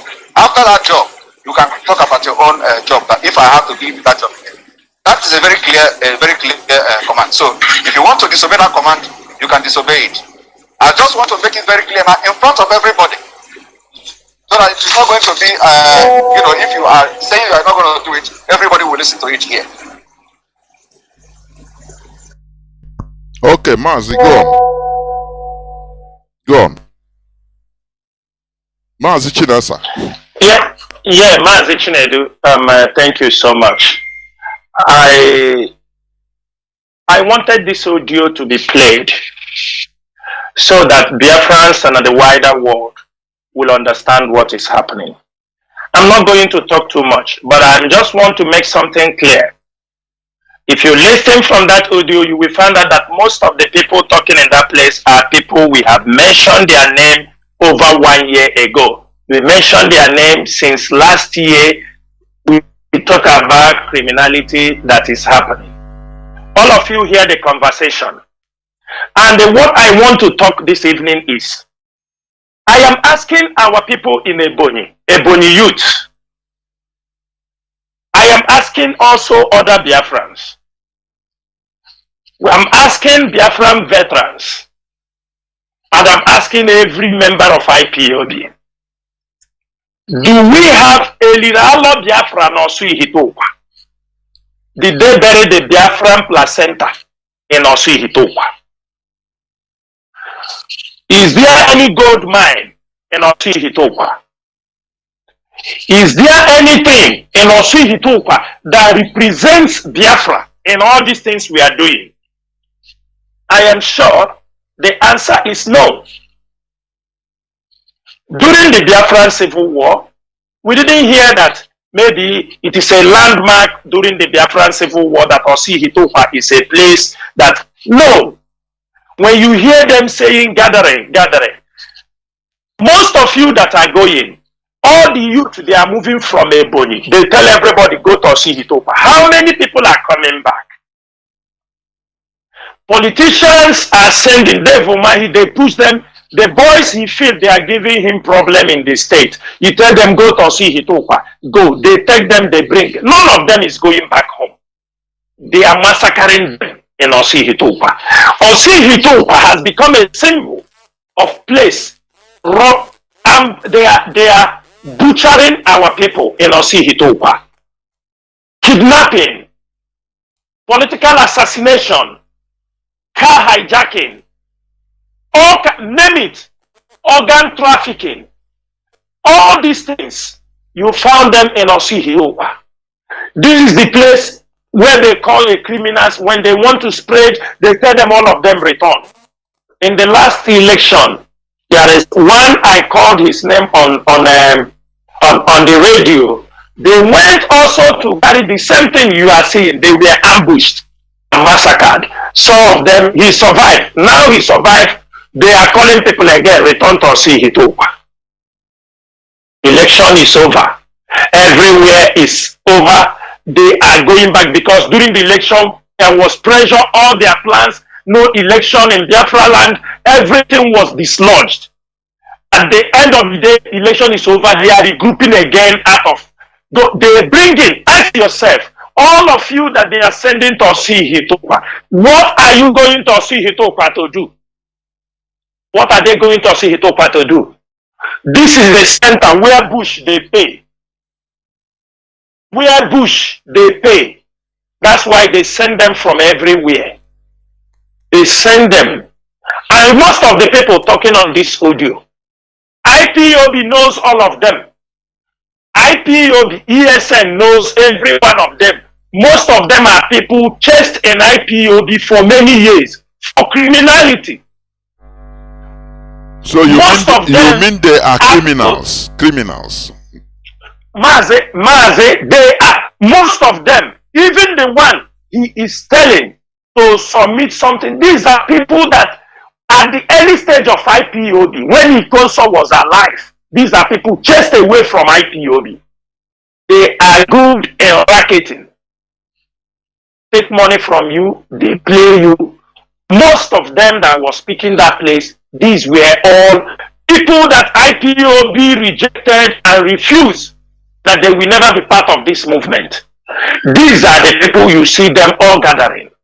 They gathered and planning how to cause havoc in Biafra land. They are gathering because election is over. The money they took, they fell in the assignment they gave them.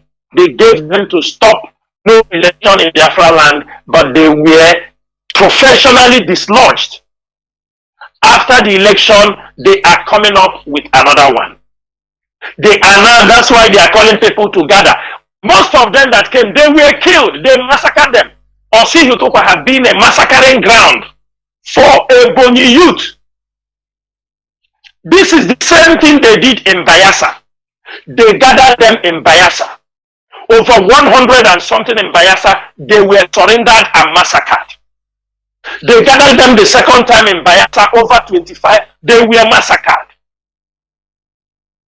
Most of them are on the run. They move them from Ebonyi State. They bring in them. The youth, nobody is asking questions. Every day, Osi-Hitokwa, let everybody ask them, what are they defending in Osi-Hitokwa? If it is not the criminal empire they have built inside Osi-Hitokwa with connection of politicians, Opuzodema and the others. They use them for political threats. They use them for any assignment. They all involved both in drug business, Every one of them. Why I said play this audio for our people to understand also Ihitokwa. I didn't say you play this audio so that, but is to understand that most of the people you hear their names are people that IPOB have associated themselves and mention their names as people killing our people. Go back to my broadcast a year ago, go back to the list on 14th December 2021. Most of these people called they were all, some of them have been killed also. These are some of their boys. They are all patrolling. When they come out there, they attack. They run into Osihitokwa. They run into an area. This time around, they don't stay also in the bush. They have chased many people away from their home. They occupy those people's home. So when they are coming, you think they are in the bush. They are not in the bush. They are in people's home. People that they have chased away. They have occupied their homes in all those areas. This is the criminality. Mazi, even there is a communication. This head of this criminal, somebody he sent a message to talk to Opozodema to pay him money so they can dislodge the people in Okigwe and move their camp to another state. They are making way. Tell them to get in touch with him so they can talk. So that money, let him settle, that he knows how he can dislodge the boys in Okigwe and they remove the boys in Imo State and send them to another state. We have these communications. We have these communications that if we want to start exposing them, people will say, is this what these people are doing? But what we are saying is our people should desist from criminality. Our people should desist from things that are bringing bad image for our struggle in the name of IPOB. They are criminals and they are not IPOB, but they insist to use the name of IPOB.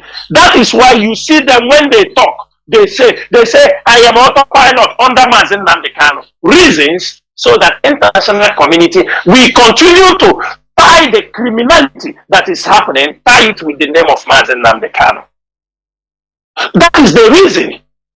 Because when you are committing crime, you know you are committing crime. Because of his desperation of the assignment they gave to him, he gathered criminals. There was something I said on radio last time, Mazi. The stupid man came and played it, calling Chinasa Nworu. I said it on radio and I'm repeating it again. That this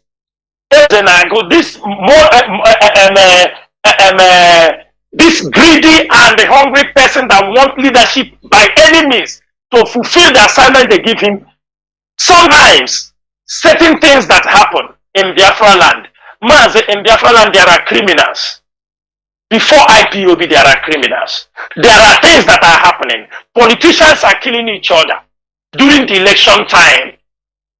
Criminals are attacking police stations. Criminals are attacking people, kidnappers. Kidnappers are going to rescue their members, criminals. For this stupid man, when he hears certain things, because he wants to take glory, raise money, he jump and shout. They start shouting, woto, woto, woto, woto.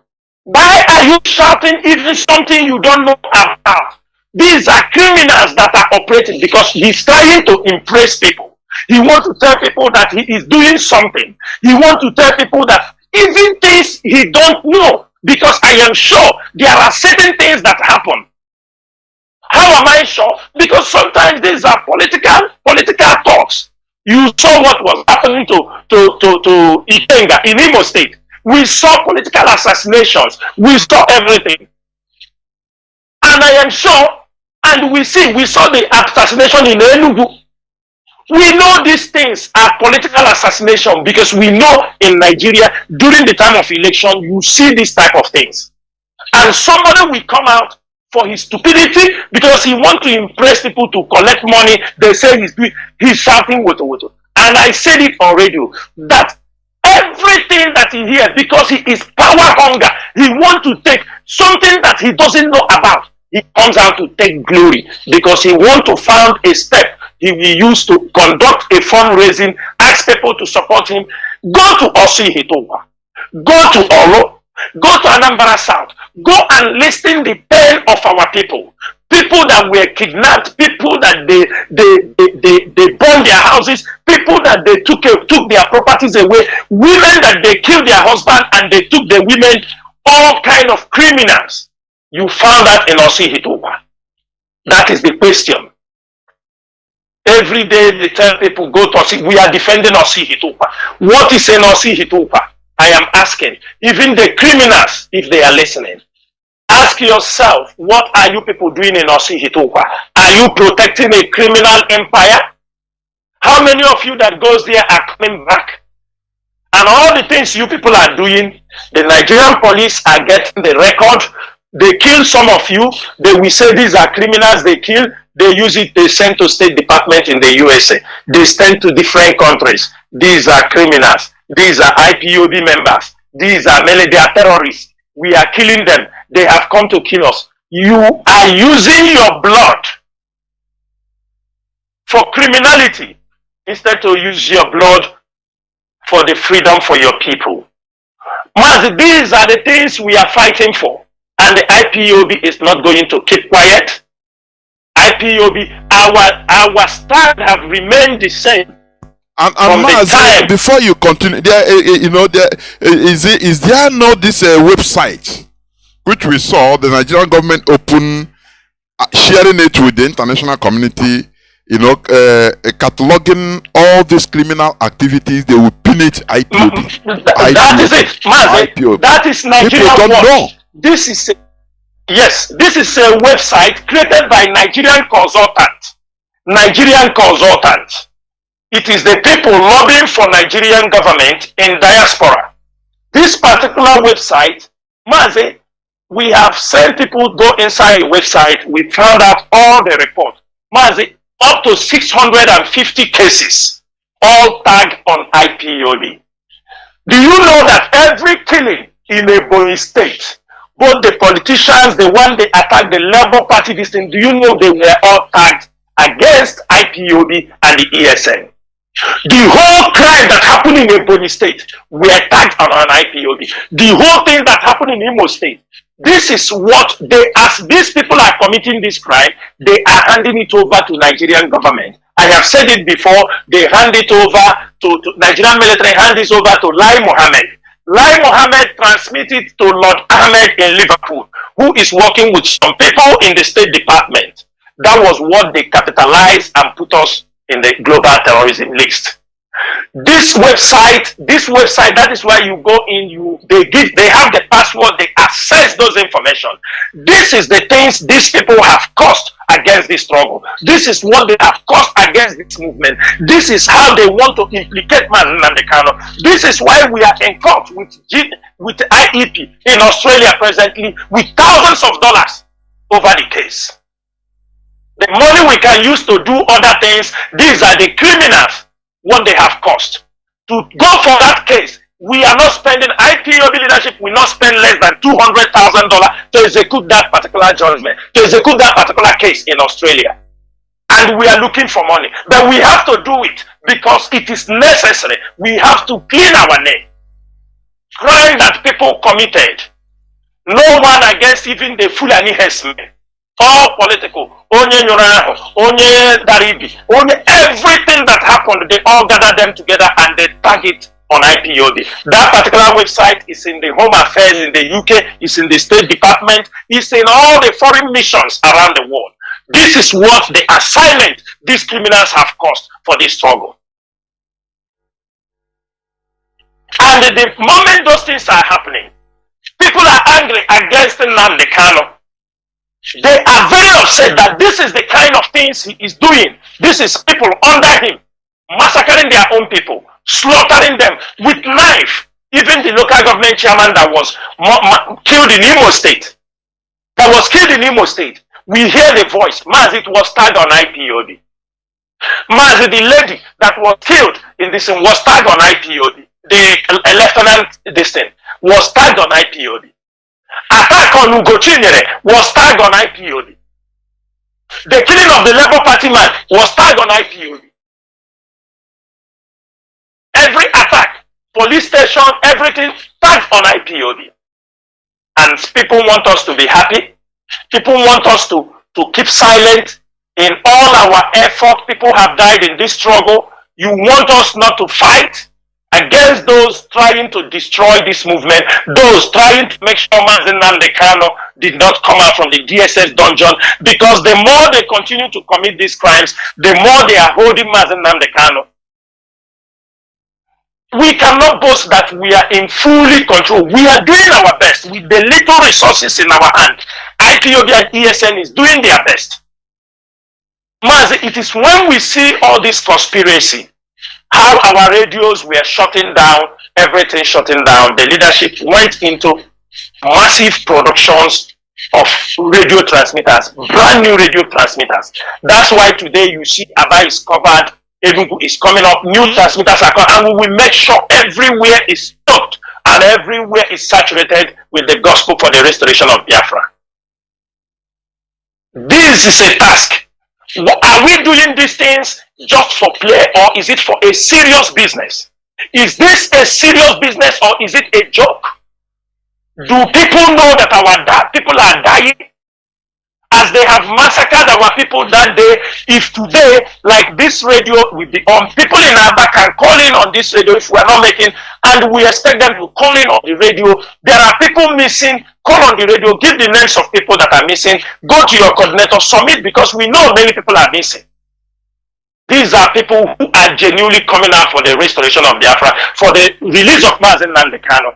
And somebody thought, telling people that it is through criminality they will release Mazi Nnamdi Kanu. It is through committing crime against our own people we release Mazi Nnamdi Kanu. It is through killing our own people, harvesting their organ. It is what is going to release Mazi Nnamdi Kanu.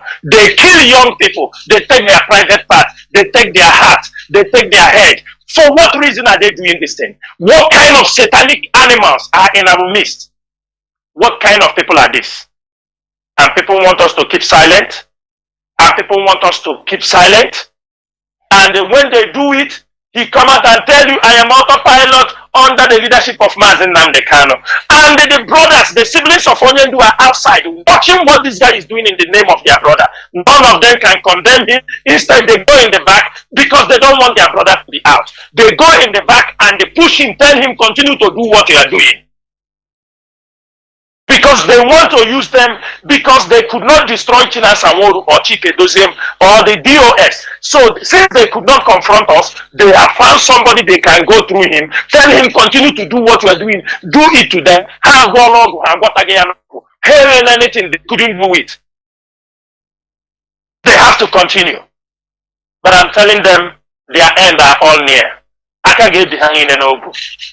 I will stop here on the criminality issues. If you have any question on that, please ask me. The question I want to ask, which might also be in the minds of some people, some of our people, is this: in as much as this is a war, another dimension of war, and different methods. Now, and criminality will never stop completely. It will never be eradicated in Biafra land, even in any part of the world. But in our case, anything that happened, they do is voluntary. The Nigerian government is sponsoring criminality in our land. That is the truth about it. So, and all these things, they are using it because it's set up. You know, there is something I even listened before coming on air from your timeline. Is it maybe a phone conversation or something like that? Whereas an APC is telling their people, why not set the people up, set them up, arrange a few people and kill somebody and tag it on their opponent. So you see, that is it. That is the way they act. So that is it.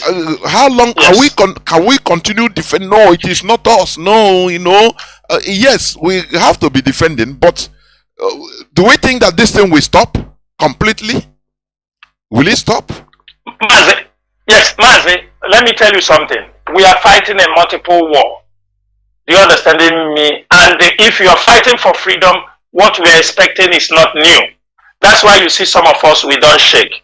At the initial time, we may be able to try to be a little bit nervous, but as time goes on, we become stable. We understand that this is a problem you have to face.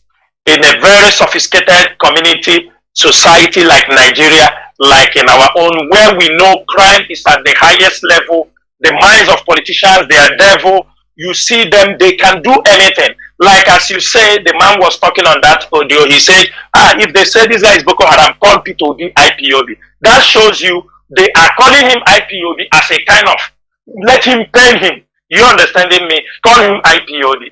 If there is nothing happening, have somebody beat him, say Labour is beating somebody. Post it on the social media. Man, that is to show you their mentality. They are, I'm sure they are gasping for their last breath. They have met what they didn't expect in their life, and that is IPOB. Man, they are not going to stop. But the moment is that it's our duty to make sure the one we are responsible, we will take responsibility of it. The one we are not responsible, we are not going to take, irrespective of how little the thing is or how, do you understand me, badly it is. One thing is, anyone we are not part that is putting the name of IPOB in a bad image, in a bad to the international community and to our own people, not only to the international community, to our own people, we will make sure, like today, I have come and clarified these things. They are already putting accusation, the leadership sent people to protest so they can kill them, they set them up. But all these things, because the hatred they have, some of them have just what they name Chinasa Nworu, it scares them. So they develop a kind of in their nervous system, when they hear the name, they go mad because they know the light and darkness cannot go together. We have been in this movement for many years. And why we have been able to be here is we continue to make sure people have died. What is that promise we gave to our people? That we will restore Biafra with them. Many things will come. Many dogs will bark. Not all will we throw stone. Rain will fall. Not all buckets. Not all rain will we stand bucket to fetch some water. This is what life is all about. They will come. They will continue to do this. As they are falling, new ones will be coming up. But one thing I'm sure, in this land they are going, before Biafra will come, they will all destroy themselves. Because if they don't destroy themselves at this time of the game, maybe when Biafra comes, you try to gather them, they will say they are because they are opponents. But now it's good they are showing themselves as criminals in our society, and they will be dealt before Biafra will come. Because if they exhibit this kind of attitude at the restoration of Biafra, when you kill them off, they will say, oh, these are opponents. The West will come. They will say that this Biafra government is killing their people. So let these enemies manifest now. We are on the journey.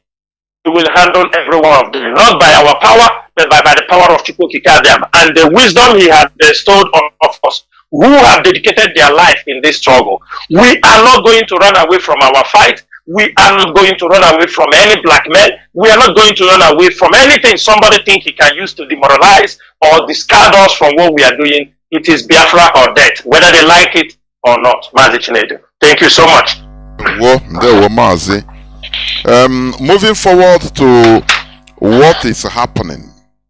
You know, the situation in Nigeria, you know, like we used to say, our people never run to take cover. Our people are not proactive. They don't watch the political situation or environment surrounding them. What matters to our people is as long as they will go to their shop, they can go to their shop or go to their various places of work, and in the morning, in the evening, they come back.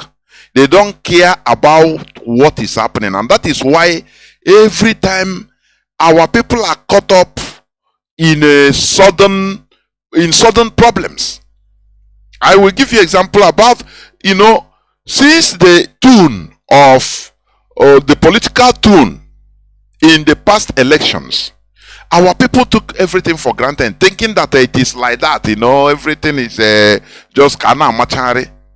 When they were being threatened, they didn't take proactive measure, even in Lagos, to protect their businesses. That is number one. They will go back and continue sleeping as everything is the same. Instead of mounting, okay, people are threatening that we should not vote. Igbo should not vote. If you cannot vote for APC, don't come out. Otherwise, we'll kill you. Otherwise, we'll destroy your goods. They take it and say, nah, instead of planning ahead of time and say, okay, even these are our markets.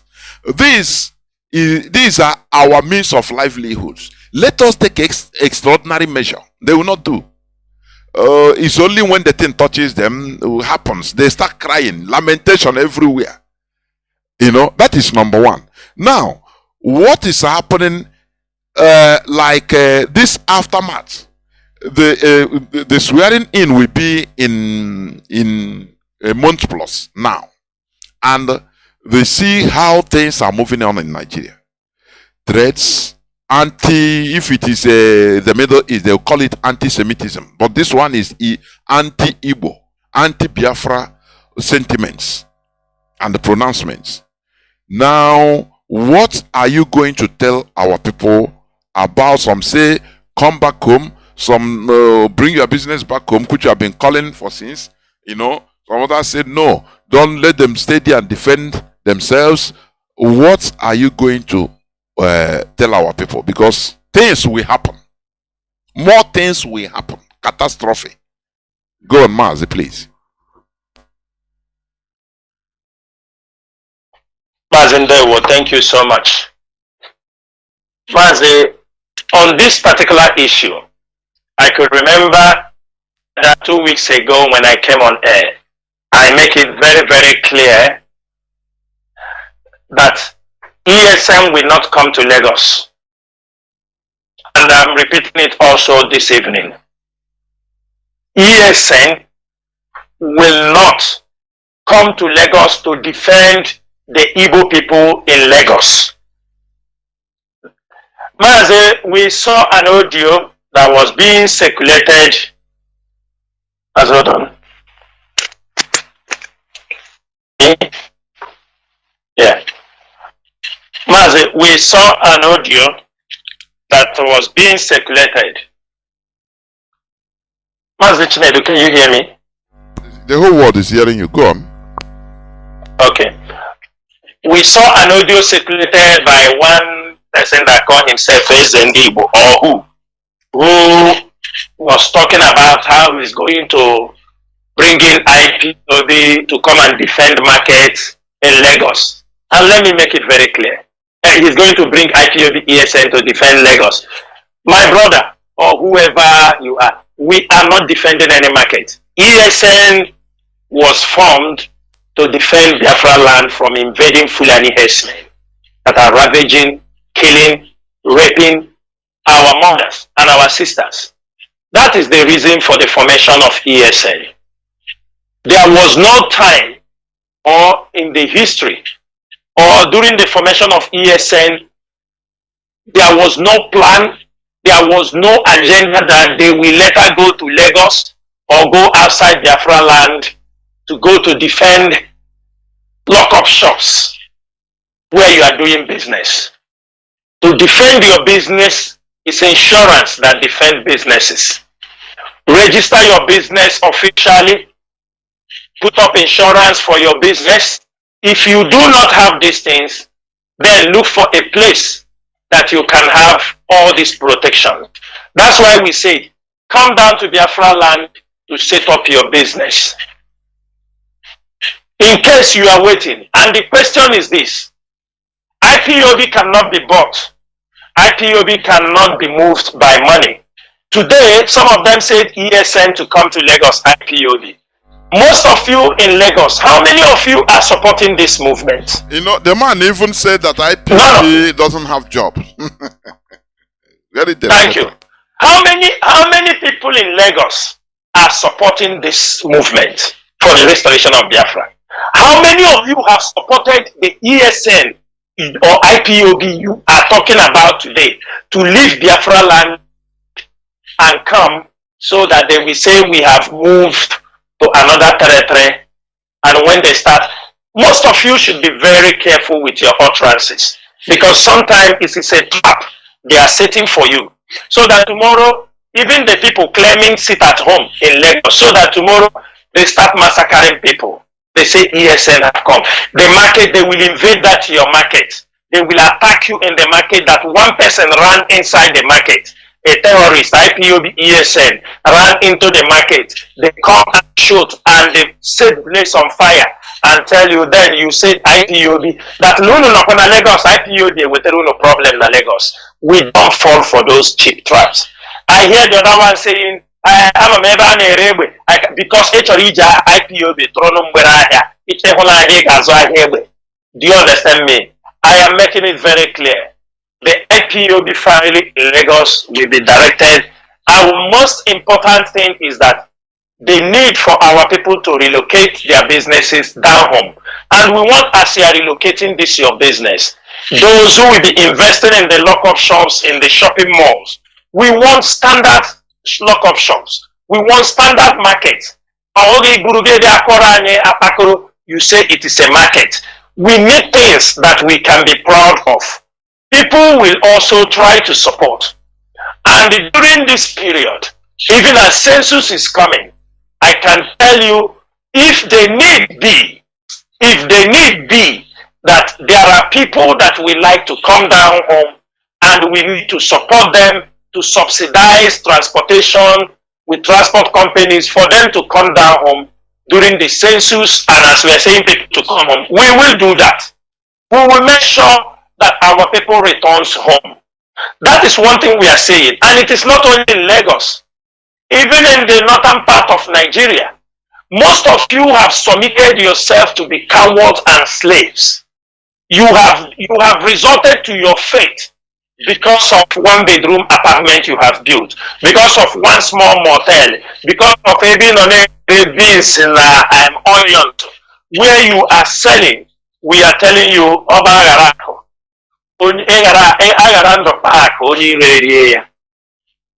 we are telling our people, it is time we have to return home. It is time we have to return home. The time is now. You are not part of Nigeria. Make sure, and I know that many of you living outside Biafra land, who are living in the north, most of you cannot boast of a, certificate of occupancy of your buildings. Most of you cannot boast of it. You cannot boast of it. It is difficult, but what we are saying is that start making hay while the sun shines. You may open another branch in Biafra land, come down and open another branch in Biafra land. At least these days, IPOB are moving on a campaign to show you people what is in Biafra land, and we will continue to do that. This is our 2023 project. We continue to showcase the opportunities, the businesses, irrespective of anything they are saying. There are opportunities in Biafra land. Come and set up businesses. As you are coming to set up businesses, new roads will emerge. New businesses will emerge. People will find out the confidence, and the IPOB will do all their utmost best to make sure that you are protected. We will continue to expose crime. Those who commit any crime, we will expose them. If we cannot lay our hands on them, we will make sure they are caught. The ones we are able to get them, we will get them. It will be when you people return, and even some of these boys doing these criminal activities, some of them will disengage. They will find something doing, because some of them will tell you, when they see people are returning, there are places in Biafra land, both in agriculture, both business, mineral mining, many things, entertainment. There is nothing you cannot find in Biafra land. Good weather, all these things are there. So why should we, at this particular time that people are exhibiting the hatred they have against us, people are exhibiting it openly, you have all seen it, are you going to forget easily? So that in the next 4 years you will be remembered again to go back to where you come from? That is why IPOB will continue the sensitization, the need for our people to return home, the need for our people to come home and invest, the need for our people to move without looking back. Some of you moved from the north when Boko Haram was ravaging the north. I have a lot of friends from Maiduguri who were left. They are in Lagos. I know some also that went down to the east. That's what we are saying. Take that bold step again. Those of you in the west, make that move. Send your families home. The more people are returning, the more planning people will start to say, oh, there is this population here. We will overpower all those things. All those things that are, I am from Ngwa. I don't want them to know me. Stay in Enugu. Stay in Onitsha. Cross Amba. Go to Uyo. Go to Iguacha. Go to Calabar. Irrespective of anything. The people of Ambazonia, their market depends on Biafra land. 10 million people. This is a huge market. People will be coming all over. From there, your return to Biafra land will also help. Make use of digital businesses. Make use of transfers. This is not the time. Somebody will say before, we carry money in the bag. Now you don't carry money in the bag. You just have to be very careful. If you go to some countries in Asia, Thailand, they will tell you there are criminals. But still, people are going there for visit. People are going there for tourism.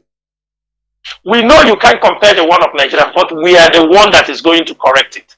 We are the one that is going to make it to happen. Therefore, all the lovers of freedom, all Biafrans, all Igbos, Efi, Ibidio, Ejos, living outside Biafra land, we are saying it is time for all of us to return home. We have no other place than Biafra land. That is the only place we will not be discriminated. That is the only place we will not be told that we don't belong here. That is the only place we can boldly stand and say, yes, I am from here. Where we will make sure that tribes don't rule over your nationality. We will make sure that religion will not overshadow the principles of our nation, or we will use religion to overpower our constitution. That is one thing you have to know. We cannot afford to miss this period. We cannot afford to miss this time. And I am saying, we are waiting for many of you. As you are coming back, and some of you, I know some will be coming during this Easter. Make out for opportunity. Go around, see places you can establish businesses. We will continue to update our people on kinds of businesses on social media. Follow IPOB, because we are distributing places that you can be able to settle in Biafra land. It is just a matter of time. Everything we are not going to allow. We know the criminals. We know Nigeria may not like Biafra land to be a little bit peaceful, but we are working on it, and we continue to make sure that everywhere will be peaceful. We are happy. As United Nations, they are there. They have come. We know their officers. They will now see what we are saying today. An Igbo man is in court because he believed that they denied him his ticket, that he won it. That is all the things we are saying. We say these things. We said it from the time immemorial, that they will never allow an Igbo man, even though they know he won. They knew, all of them knew he won, because it is an Igbo man. Why they are not giving it up? They will say no. Instead of article, let it be fight between Yoruba and Igbo. And I am asking every one of you, if court handed over this power to Peter Obi, do you think you will remain in Lagos? Most of you in the north, do you think you will remain in the north? Their boy, Fadikayo, they have already told you that if they denied this, that they will make Nigeria ungovernable. Let us make the hair while the sun shines on Biafra. They want Mazi Chinasa. There were. And the last on this issue is about our leader. Our leader is going now 2 years, a little below 2 years, and he's still in the DSS dungeon, albeit that he was renditioned. Illegal abduction. Everything is clear. and the court since October 13th, 2022, the Nigerian Appeal Court gave a verdict of discharge and acquitted. And here we are today, our leader is still there. What do you think? What do you have to tell Biafrans about the case of our leader? The issue of our leader? Please, Mazi, go on.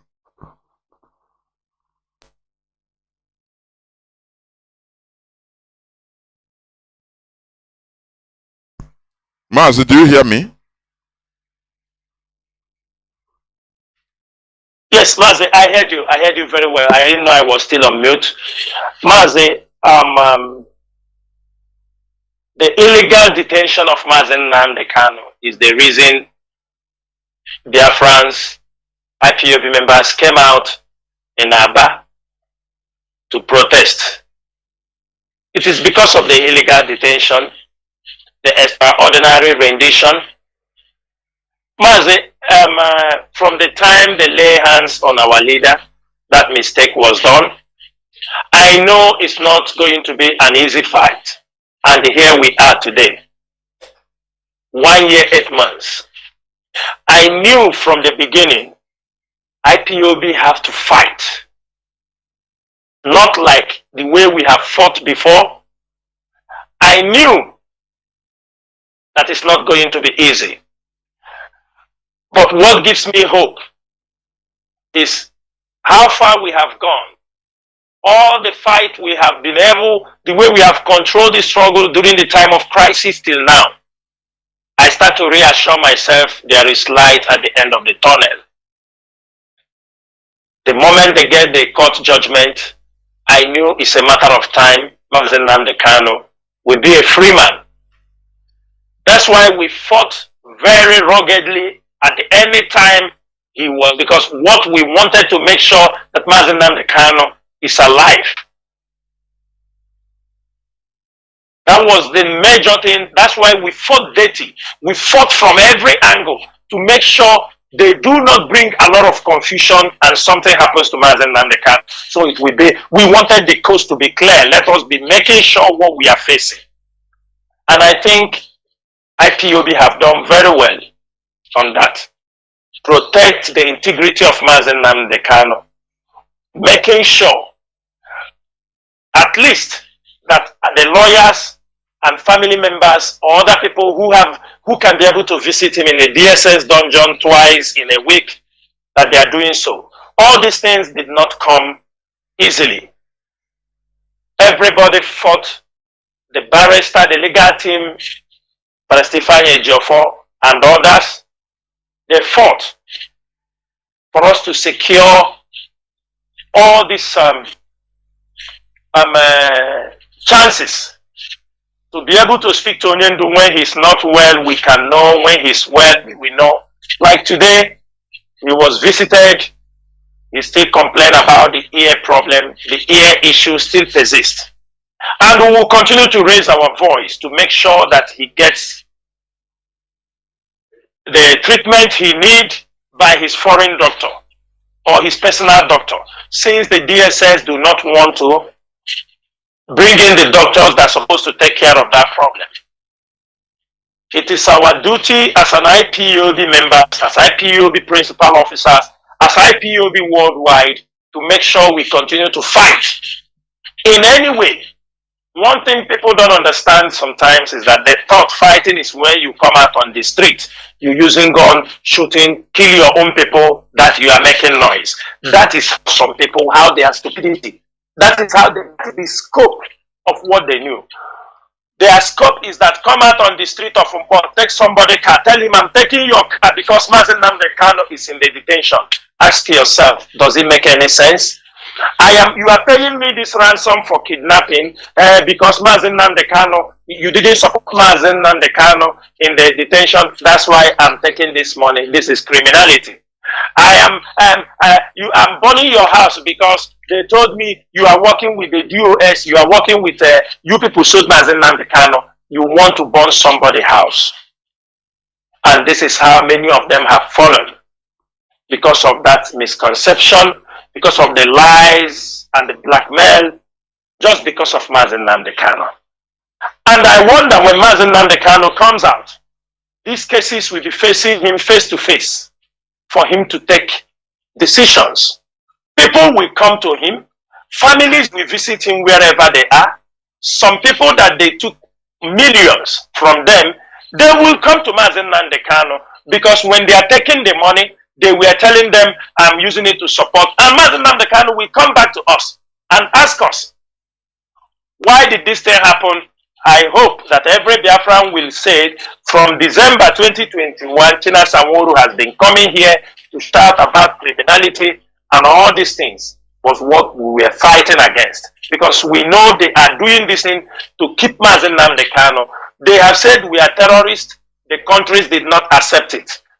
How are we terrorists? Now they started to sponsor people to carry a terrorist act in our land. They started to carry out criminal offenses, kill our own people, so that they can be able to achieve that aim they have failed to achieve when they labeled IPOB as a terrorist group. That is all what they are doing. And they are doing it because Mazi Nnamdi Kanu is still in the dungeon. And as they is still in the dungeon, they will never stop. But one thing is sure, how far we have come is what promises give me that confidence that sooner or later Mazi Nnamdi Kanu will be released. It is something everybody, we must put him in our prayers.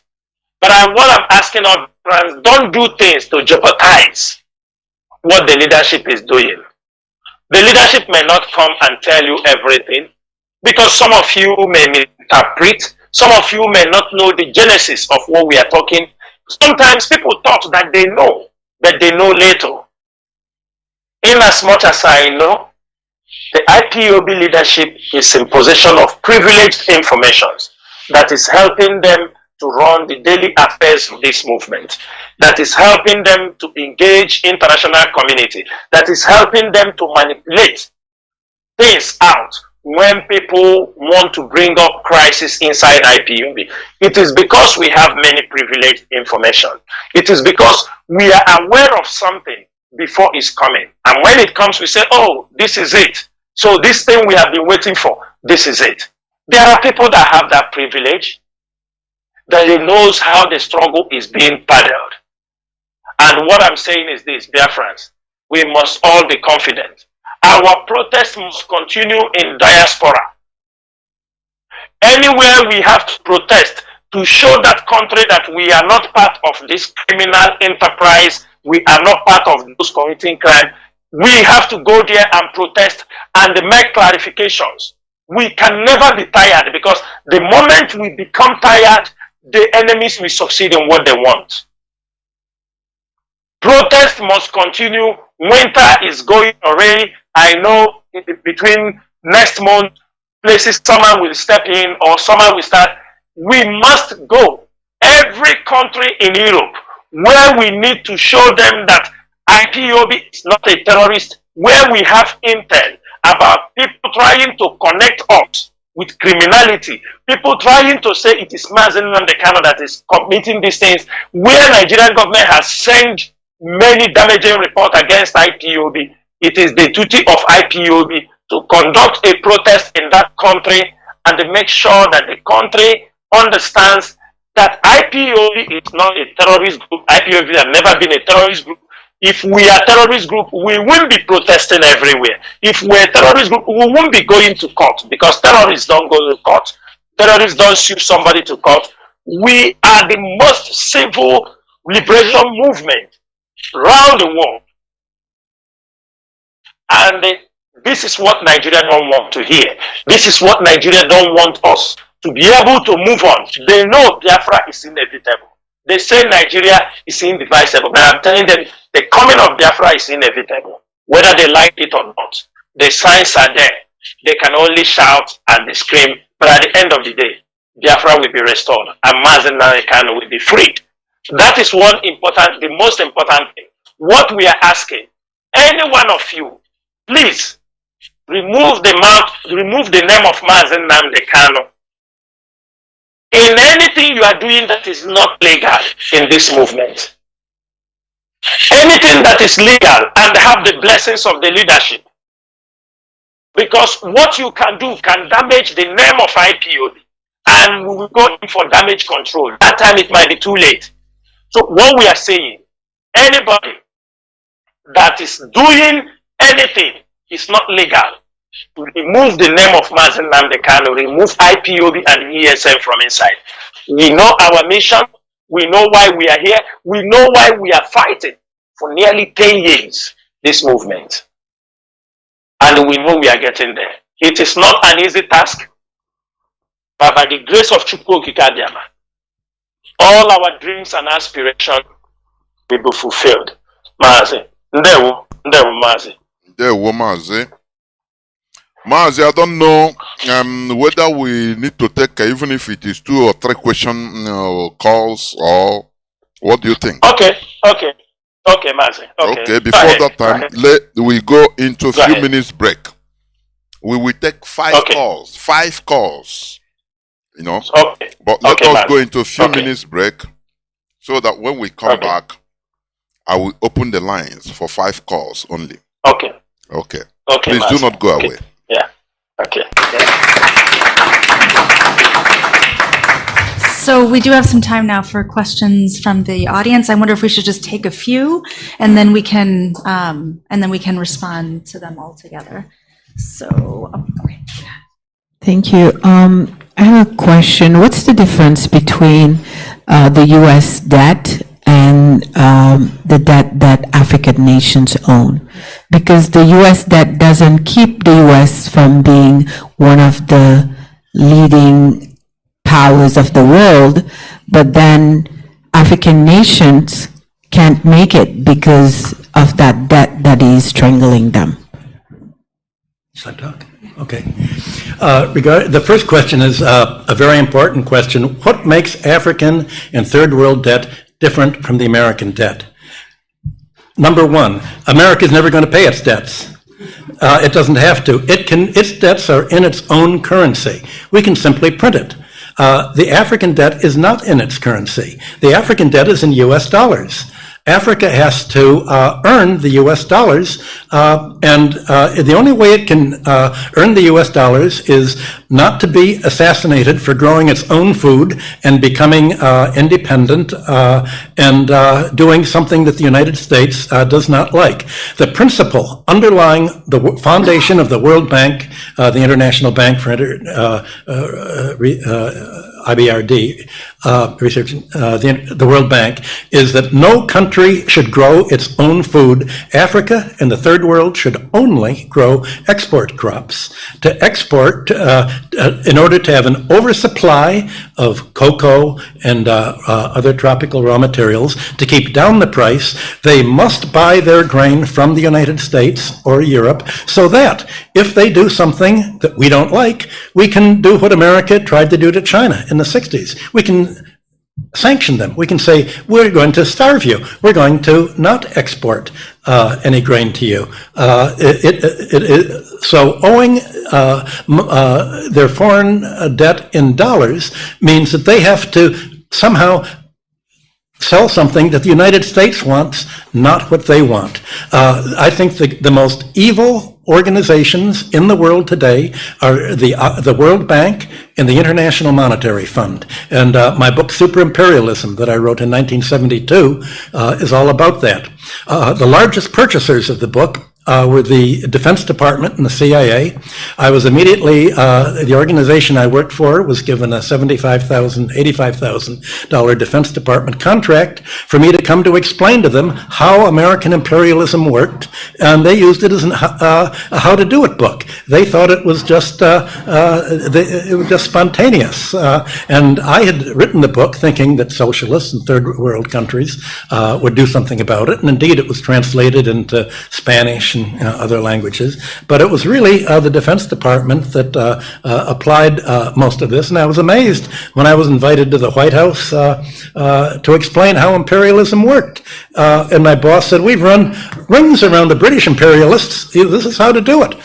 You make them owe the debts in your currency, not their own. You control their central bank and make them financially dependent on you, and then you've got a stranglehold for them. So certainly the third world countries should cancel the debts under the odious debt principle. I haven't been able to convince any of them to do it because they said if we do that, the CIA will kill us. So how do you break that cycle? That's a problem I've not been able to solve. Yeah. The other thing, when you were responding to the first question, there's also something we're suffering from in Africa, the devaluation of currency as another way of Devaluation of the currency. Welcome back. This is Radio Biafra House of Service coming to you through the auspices of Radio Biafra London. My name is Mazi Jonathan Chinedu from Olu province of Biafra land, and we are here live and direct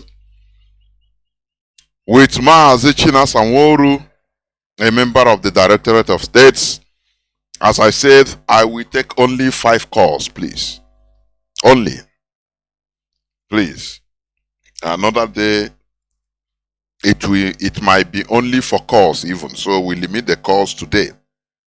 Please. Our direct line is +1 213 328 6224. I repeat, +1 213 328 6224. Our WhatsApp and Signal line is +61 405 142 547. You can call us now. Just 5 people, 5 calls, please. And I would have preferred the people that have questions to call. People that have questions to call. Nonetheless, if you have suggestion, it will be make it sharp, very fast, and brief. I have a first caller already there on WhatsApp. Caller on WhatsApp. Mazi, you are there already. Welcome to the program. Mazi, I believe so. Mazi Anayo, can you hear me? Mazi Anayo, can you hear me? You are the first caller.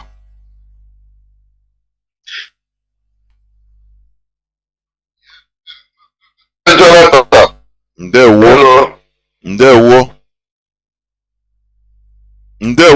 Mazi, go on. Ganiru, Mazi, go on. Yes, Mazi Anayo, Ganiru. A na-ekele Maazị Chinasa Nworu na-asị Chineke ya gozie ya jide ka o ji na onye asị ya na-egwu ya jide ka o ji na-eme ọfụma. Biko nwere ihe ụzọ ihe na-abụ ka mma jụrụ ya ka ọ kọwara anyị ọgba anyị ya ọgba o dozie ọ gbaziela anyị onu. Nọmba 1 mbụ ndị midia warrior achọrọ m ịkpa afa mmadụ n'afa. Biko ka ndị midia warrior ọnwụ na onwe ka ha si nwee obere esemokwu ka ha were nwayọọ webata ya n'ụlọ anyị like ihe DON dozie ya na ọ bụrụ ka ha nwee obere esemokwu ha nwere iji anọda ha pụta na Facebook ịkparịkwazi onwe ha bụ ndị na ihe gbasara ihe Biafra bụ ọnọdụ ka preaching mmadụ ipreach word of God, mmadụ iwere ihe dị na John na-ekwu maka ihe dị na Genesis. Ọ bụrụ ị na-agwa anyị maka Maazị Nnamdi Kanu na ọ nwere ihe ọ mee na aka ya dị ọcha echiri na ọnwa onye midia warrior ọzọ gwa agha okwu na-apụta na Facebook na-akparịkwazi onwe bikonu ama na abara onye ọrụ mba kịta ife onye ekwu mbụ ọbụna kwụrụ ya ụgwọ platfọm ya. Biko ka Maazị Chinasa Nworu ka akpọkọ ndị midia warrior na-anọ na Facebook ka tata bụrụ first and last onye nwe okwu ya sere iche anọda ha pụta na Facebook ịkparị onweba echi niile ndị ire were ihe na-ekwu okwu. Biko ka ọ dịresiela anyị nke ahụ ọfụma very serious something. Biko ayọ ka anyị Chinasa Nworu ọzọ mbụ ọhụrụ na ihe mere na Liberia the year made in Nigeria. They witness this United Nation. Or whether them for go United Nation jail for peacemaker, make a peace ya of woman. I don't say no matter who against them. Here men a Liberia can't win a chopota. But say for yesterday, one on your Hampata. Here for family antichrist Abata will not go set another Nigeria. Because can the buy Muraya don't trust United Nation. Mukuriye. Adama trust super. Nda awurezi bombard. Nda awuro peacemaker. Na that's why I can square ya. Azo na-egwu. As in Antichrist can now go United Nations. They are the Antichrist on this earth. For me, I'm in Liberia. Abraham with a peace in Liberia. Or Biafra come up with a peace in Liberia. Liberia no gido Guchilaka say Nika Buha Jadwa history here got the young day. Check in the United Nations de Kunuma Obodo ha make peace. Ngwa jefa ka ha bu bia leno. Awulo na mu mako ye ni no go si dom kan si we kunka. Biko Mazi Chinasa Nworu ko to siela ayi pe kwasalo ya nkuru. Chineke gozie ujideke. Thank you sir. Ndewo. Mazi anayo ndewo. Okwu gị kwụ ọtọ. Ihe gbasara let me address these two topics you just raised up now. The first one is about the issue of religion. And before I end this program, there is an instruction the HOD gave me, and I will make it open on by the time I'm ending this program. It is one of the instructions he gave me as I'm going on air this evening. He wants me to make that clarification and let us take that step before he will come on air maybe at the end of the week, because he wanted things about this religion issue because for us in the leadership, because we know how to they divert people's attention. Let me make it very clear here. Religion is as old as human. I believe that what we're supposed to do, most of us who have understood the things behind religion, nobody forced us. It is through enlightenment, but not by fighting. It is through some words. When Mazi Chinasa say it on the radio, we go and research on ourselves. We start to ask questions. We didn't come out here and started fighting, even though at a point we know DJ Rezo at a point started fighting with him because of the religion. And Mazi Chinasa will come over the religion issue. He will throw it and make you to be curious. He will throw some things, drop them, people go and research. We don't dwell on them and started, causing. Religion is something that we have said it here on many occasions. If Biafra comes, people will be free.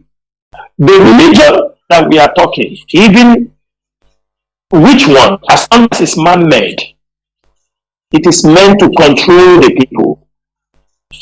Everybody wants to control somebody, especially people who use whether religion, whether politics, whether companies. People want to control people. Countries want to control people. And that is another part of control mechanism. We shouldn't come here and fight. It is going to take away. Our people should know one thing. You see America. The Americans don't think they are not watching us. This is the last card they want to play, and they won't play it with us, them and British. Their agent knows they can put division among us with religion. They do this by many churches, when our people, the problem with churches, when our people in the 80s, they go to America, Pentecostal started raining, all this, they came back with it, everywhere get loose. In IPOB, it's not going to happen. Yes, it's good to educate people to understand because our people are falling deep. But that should not take us away from what we are fighting for. It shouldn't become something that we are going to dwell on. I had said it on radio last time. The issue of religion should be kept away. For me and the leadership, we feel it has been abused. The opportunity given for people or giving people to discuss about the religion to educate our people, it has been abused. And for that reason, we will take it down for now. Everybody must focus on what is at hand. The release of Mazi Kanu, the need for us to continue to mount pressure on the international communities over the release of Mazi Kanu, who has been discharged and acquitted by the Nigerian Appeal Court. We cannot afford at this particular time. Imagine that Mazi Kanu is outside, or if somebody goes inside and told him what we are doing outside now is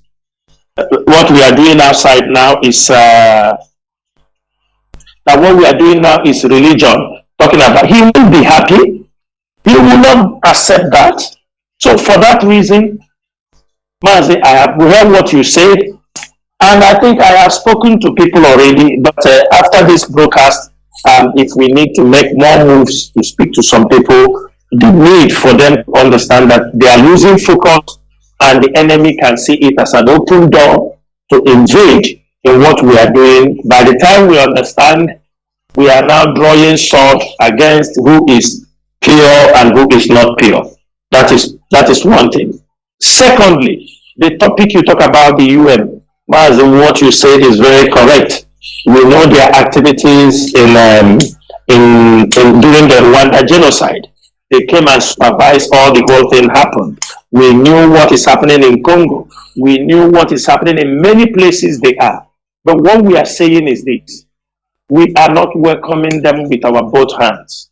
But what we are saying is, let us first get the information, the actual fact, before we make any move, before we cause unnecessary tension, because we do not like where you will start talking from what we talk now, UN is this, UN, the enemies, we found a window and they will do something. We are already fighting one thing, and we don't want people to open that window, because it is from our utterances that the enemies will step in.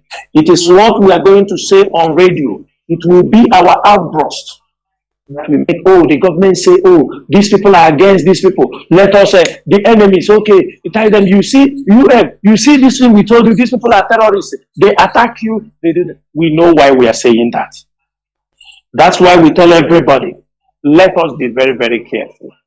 Yes, we know what they did in Sierra Leone. ECOMOG went there because UN could not do. Many places UN are. In Haiti, we hear what they do. They come, they abuse the young ladies there. They can even bring sickness. It is everywhere. But Mazi, the thing is this: as they have come in our land. That thing that makes the white people could not subdue us and take over our land. That thing that makes them to say that Biafra land is the white man's grave.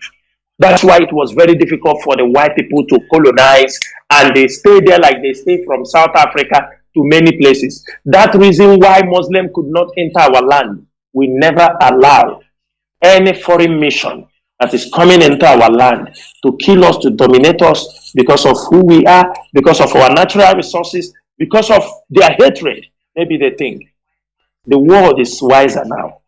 We are wiser than in 1967 to 1970.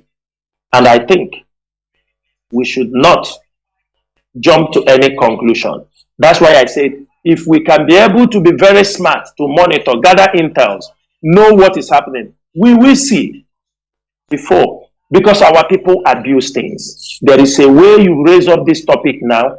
I'm telling you, both Big and Harry, everybody, assumption, fabrication of lies, we turn everything upside down. The picture and the reason why they are there will no more be clear to us. Thank you so much. They were. I have other callers waiting. I want to pick call that is coming on direct line. Yes. Mazi, the bottom line of like what our brother said on the first issue, personal attack on between media warriors. He said personal attack. People are attacking themselves personally. Mazi, that is what, because their faith, what people believe, that is the reason. Not everybody can handle criticism, especially when it comes to faith. Just faith. When you make some people, if you make mockery of their faith, that is why you see people sometimes they can kill, because you make mockery of their faith. You know what Islam, Muslims can do sometimes when you do certain things. The same way some Christians, there are also some radical Christians who can do anything because of their faith. You know also how Hindus, they behave sometimes when you make mockery of their gods. Mazi, it is religion is associated with human being, associated with faith. Not everybody. You can accept some mockery, you can accept some caricature, but not everybody can do that. In as much as it's religion, we have to respect everybody's belief, because we may find ourselves working in the same office, being in the same institution. Maybe you are in the military, different faiths. People are holding God. You can't mock their faith because it can be very, very disastrous. We have to understand that, and that is one thing we have to maintain. We are not the first people. Religion is in our place, and we are not. The religion is as deep as the ocean. You can understand. The more you go, the more you understand scripts, written, how it has been edited, how it has been used to control people. What we do is to enlighten our people, but we don't want people to take it out of context. And if it's trying to go out of context, we call it off. There were. Caller on, let me see, was Signal. You have been there 14 minutes plus. Welcome to the program. You are the second caller. I'm counting 5 callers. Caller on Signal. Can you hear me? Caller on Signal. Caller on Signal. Can you hear me? Please go on.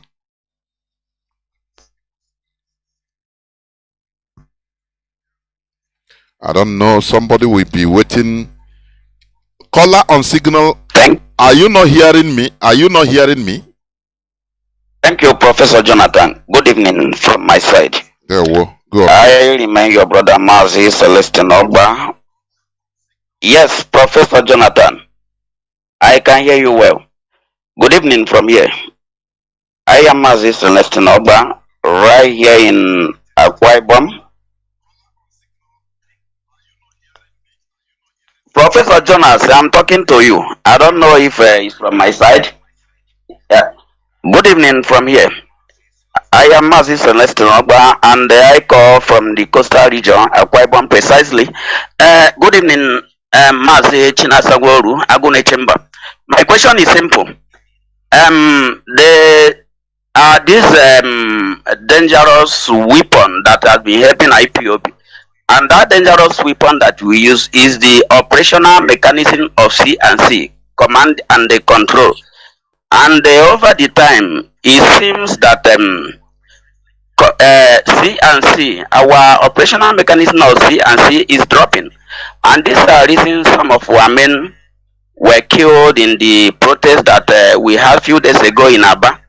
Mazi, not only that, it was the reason some enemies are penetrating this very movement. Mazi, my question is, what can the leadership do to enhance the operation or to enhance the C&C structure, or to improve the efficiency of this C&C structure? Because I feel that it will go a long way to strengthen this very movement if people have to remain in their lane, if people cannot cross their red line, if people have to listen to their superior, if order flows from the top to bottom. Mazi, if this principle is not abused, it will go a long way to help this movement. What can the leadership do to strengthen it?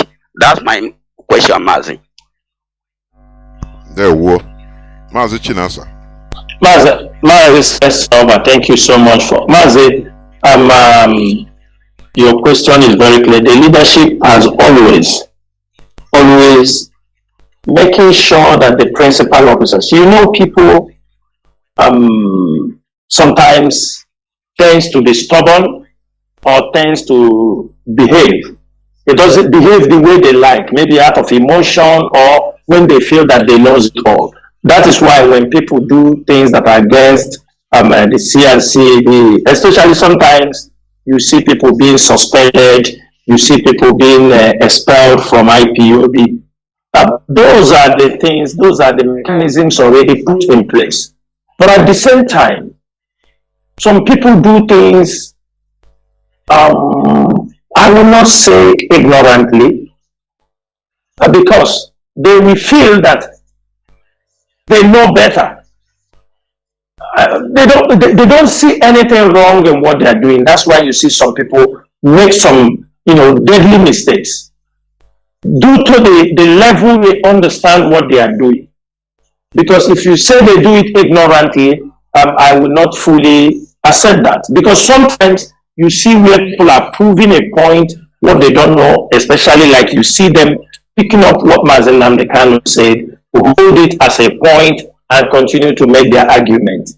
In this particular case, you need to convince the person. When he fails to understand, that is when you will bring in. First is awareness.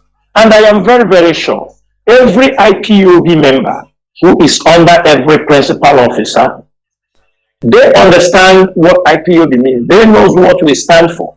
But I know that in some critical time, some of them tends to be more confused because they lack information. Sometimes people are making wrong decisions because they are not following up what is happening. Sometimes information might have come and go. After 48 hours, somebody comes up to talk about that particular thing that is already past.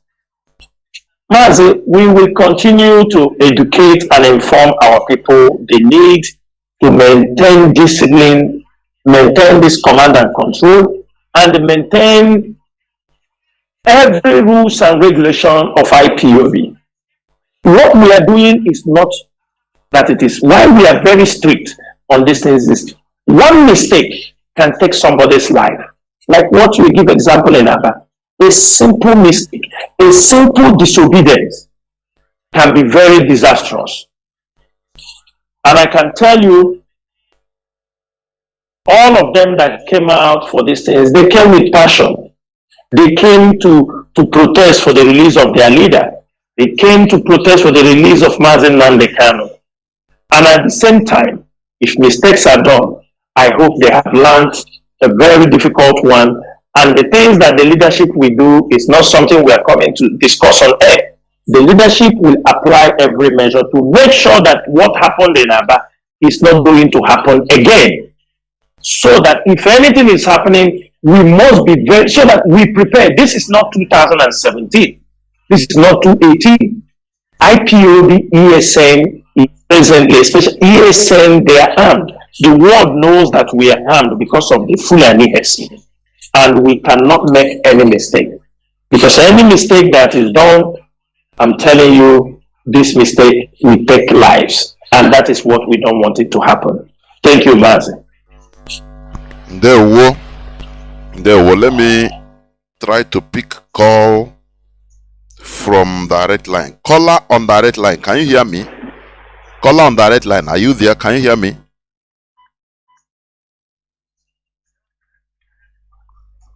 There will go on, please. Yeah, my name is Mazi. I'm calling from Ghana. There will. I would like to ask some questions to Mazi Chinasa. That is why you. Number one question is, what can the leadership do to stop this killing out from what is doing? Because if you may not understand this thing, if you may not understand Mazi, repeat your question. What is the leadership doing on what? Mazi, repeat your question, please. It wasn't clear. Repeat it again.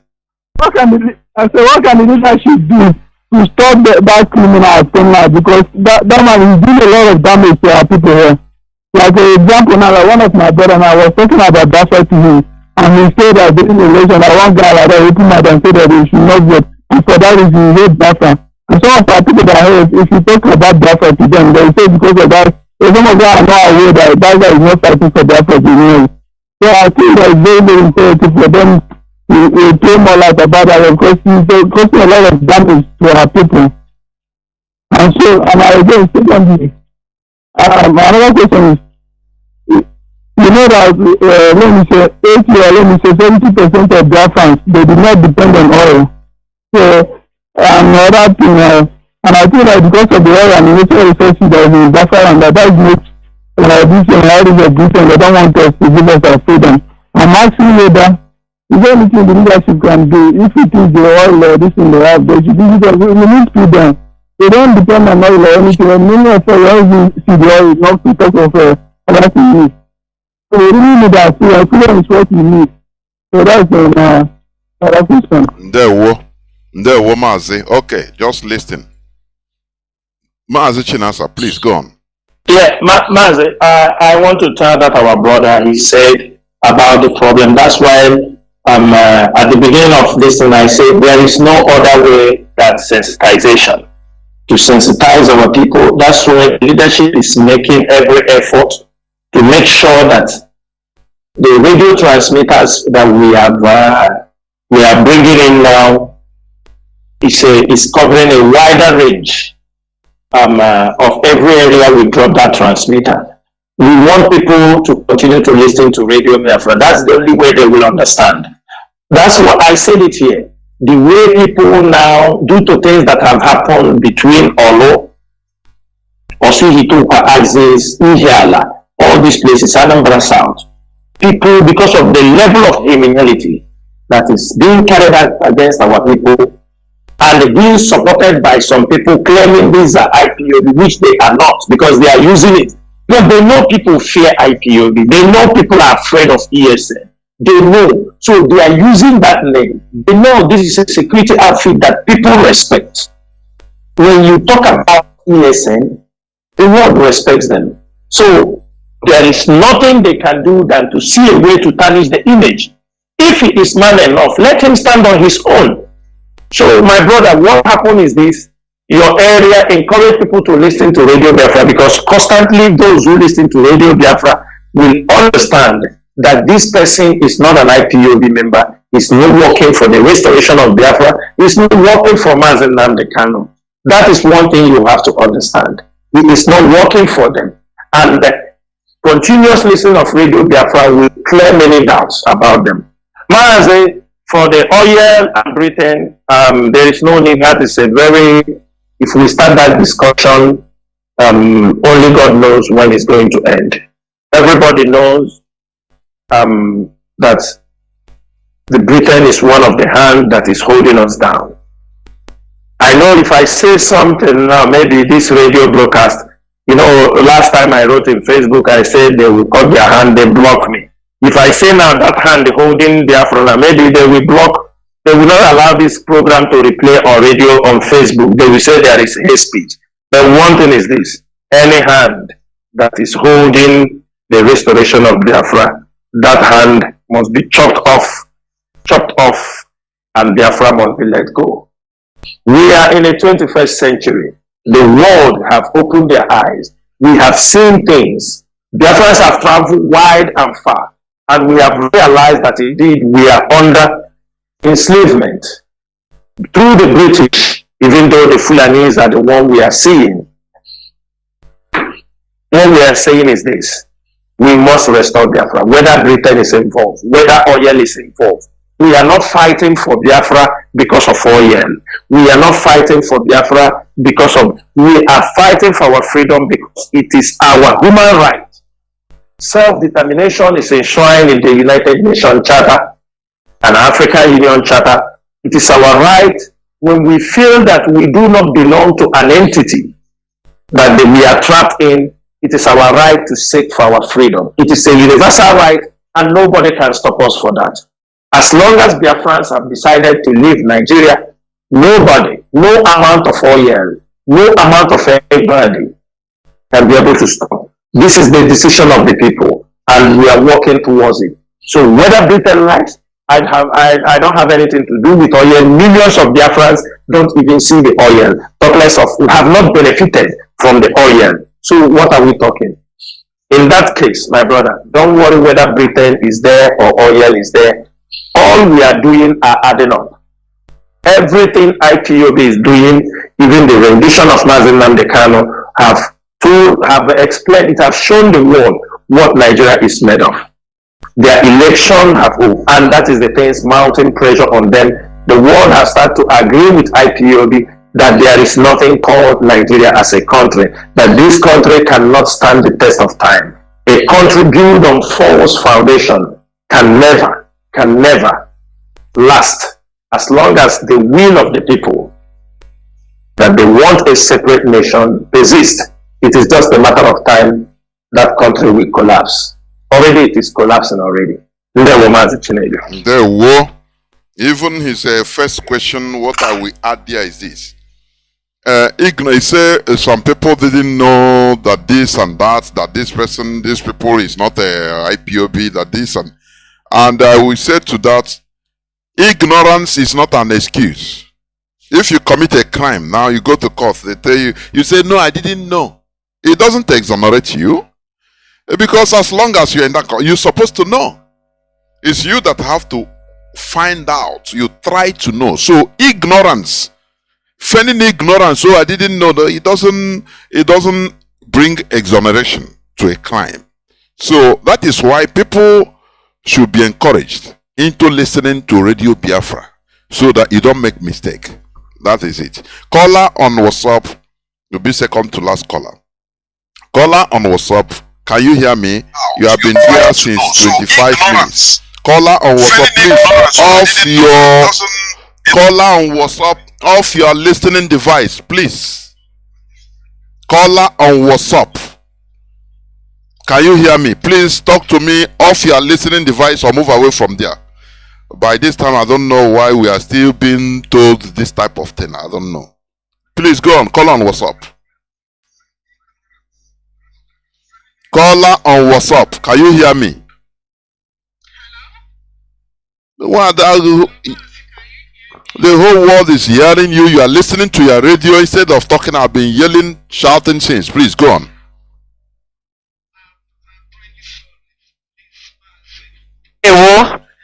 Jonathan and Mazi Chinasa, I greet you all my people. Dalo notice Nike.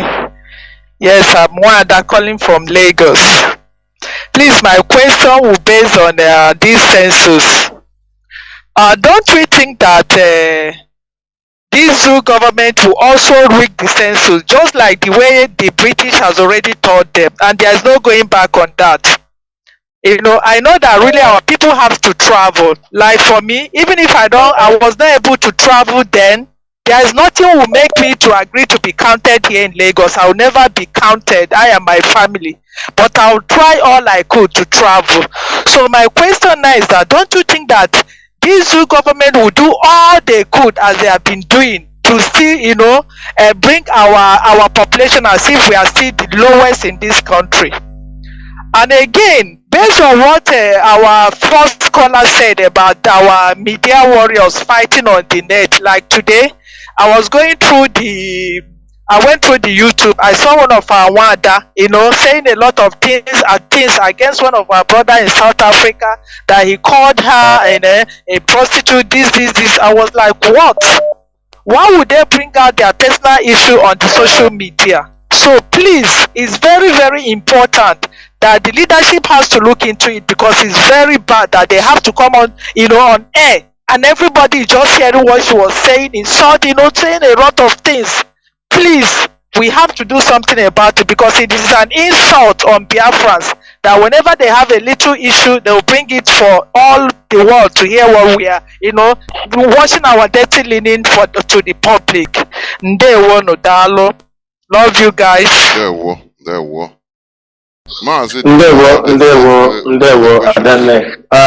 Thank you so much. One thing is this, Asinaga Hepembabu Aregog. But the issue of census, I'm happy that a sister who understands what we are talking about is have already made up her mind that she will be going home, and that is what we expect. That means the message, our people are grabbing it. That is also one thing where it is another phase. As we are pushing our people, we will make sure we will understand as time goes on, we will understand how their modus operandi they are going to count this census. We are going to understand their system. I know they will never come to tell us about beavers, as time goes on, within this month, before the distinct, everything they bring out, we will educate people on Radio Biafra here, so that people will understand the way they count, the way they be able, I think those population will be also made. This one, they're not going to vote anybody. We know Nigeria can do anything. But one thing is, we must participate. When we participate, or when our people leave Lagos, and Lagos is empty, like the way it used to be in Christmas time, let us see what they will do. Let us see where they will bring those population. Let us see what will happen. Sometimes we have to take some bold steps without knowing what will be the final end. But we know, as a country like Nigeria, don't be surprised if they hear that our people are moving in mass. They will tell you they will suspend, that they didn't see money to carry out the census. But we are not going to allow those nonsense to happen. Master, we need to move. When we move, we will follow up the way it is being counted and make sure that is where our people must participate. If IPOB is everywhere, we can also collect data of how many people were counted in every community. We are going to be there. They will follow, and we will have our own record. We will collect IPOB, we make sure that in everywhere as they are counting, we will have our own record. In this community, this is the number of people that we are counted, and this is the number of people that is living in this community. We will do our best to have our own record, so that it will help us also in our own planning. It is not voting that is going to help us in planning. That is one thing we have to do. Then for before you continue, something really needs to be, Nigeria they play one type of devilish politics with these warrant chiefs they call Ezendibo in Lagos, in Kanu, they can corner them and meet them. Telling our people, assuring our people that no, they will get, what I'm trying to say is, we need to also do something. Watch all these Ezendibos. They are the main problem. I could remember, I think 2019, I could remember vividly. Because, I even said it here on the plot. I read the news. Ezendibo in parts of the north, they banned the 2019 election. They banned our people. They threatened our people not to go to the east, not to travel. They say, if you travel to go and vote in your various in the east, now you make sure you have lost your shop. It was a threat through Ezendibo. Yes, Mazi, we want them to come up with that threat again. These things are very good. Let them come up with that threat. Let them come up with that threat. You lose your shop. Let them come up with those threats. We want them to come up with those threats. We are not going to deter. Those threats are not going to stop us, and we are not going to sell people because they say you lose your shop. So you know already now, if somebody bring that threat, you come back, let them say you lose your shop because you went for census.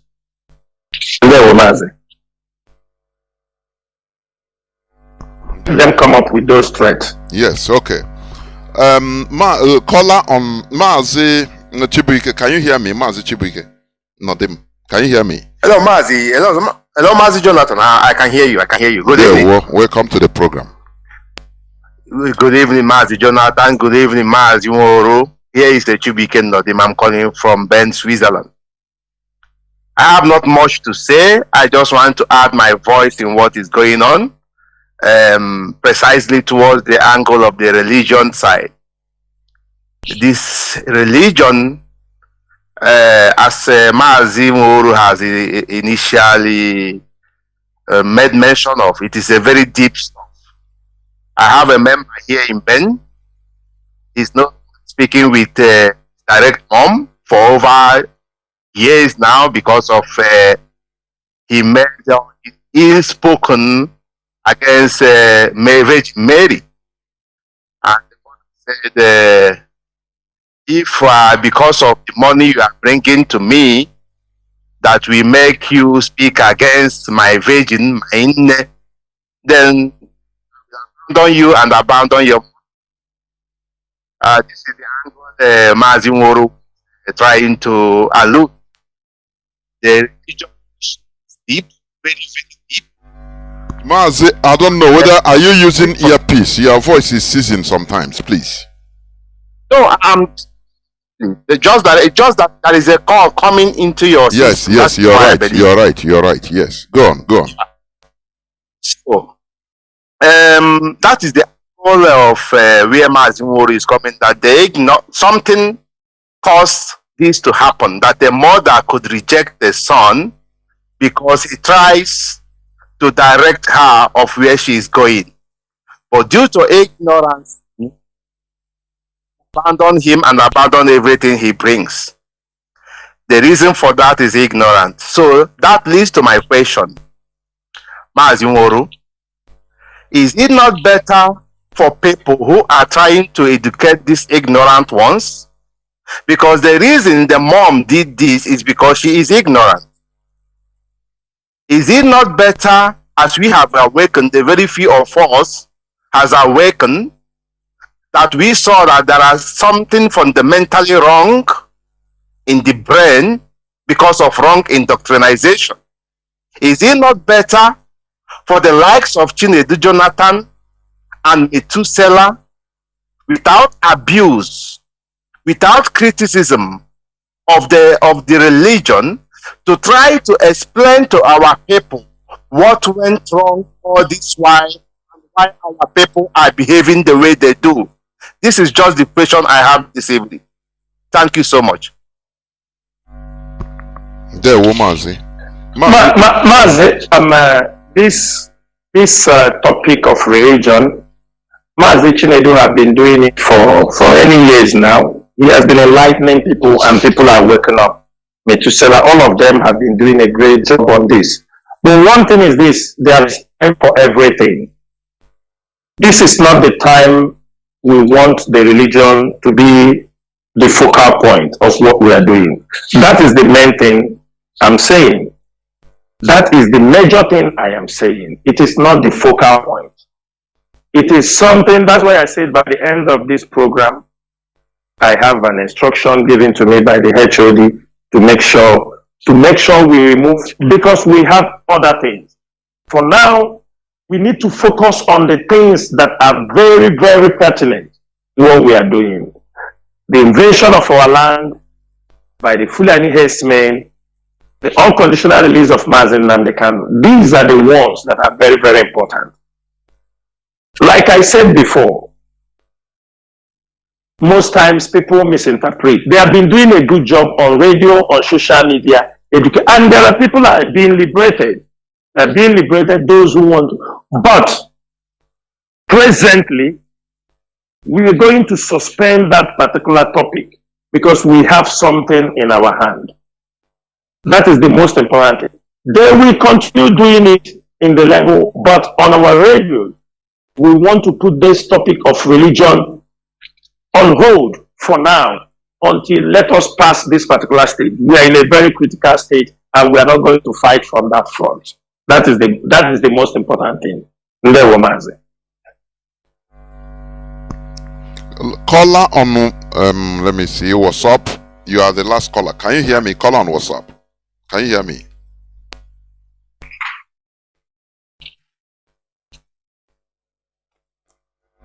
On WhatsApp, can you hear me? You are the last caller. Caller on WhatsApp, can you hear me? I'm hearing you. Go on, Mazi. Go on then. Go on. You are calling. picked your call. Then continue. Go on. Okay, okay. Thank you so much. I'm trying to understand whether it's in me or another person. Okay, see, thank you for the allow me to speak my mind. From my experience and what I'm here this night, I'm trying to understand that the leadership is not having a. It's not that I'm putting it for them more, but I'm trying to for him to educate us more. The leadership is not having a meeting with the media warrior. That's number one. Number two, because I have two questions. Number two, I am waiting for last protest that happened in Biafra land. My brother is one of them that died. Our leader make a explanation, and the leadership will let us understand that anything that we are doing, we need to obey rules and regulation. So, and I want to understand that is it the leadership is not obeying the rules and regulation for them to allow the protest to conduct in the Biafra, because our leader have cancelled it. That's my two questions. Thank you. I don't know whether you listened to the explanation. Mazi, go on. I hope you get me clear. Yes. Mazi Chinasa, please go on. Mazi, I'm so sorry to hear that your brother was one of those people that lost their life on that protest. Very terrible. Very painful to hear that. And I will tell you one thing on air. I don't know where you are calling from, but I would like to have your record. We will make sure that every respect that your brother deserves and others will be given so that they can be led to rest. I can assure you that. Very clear. That is the tradition in IPOB. We don't, no matter what happens.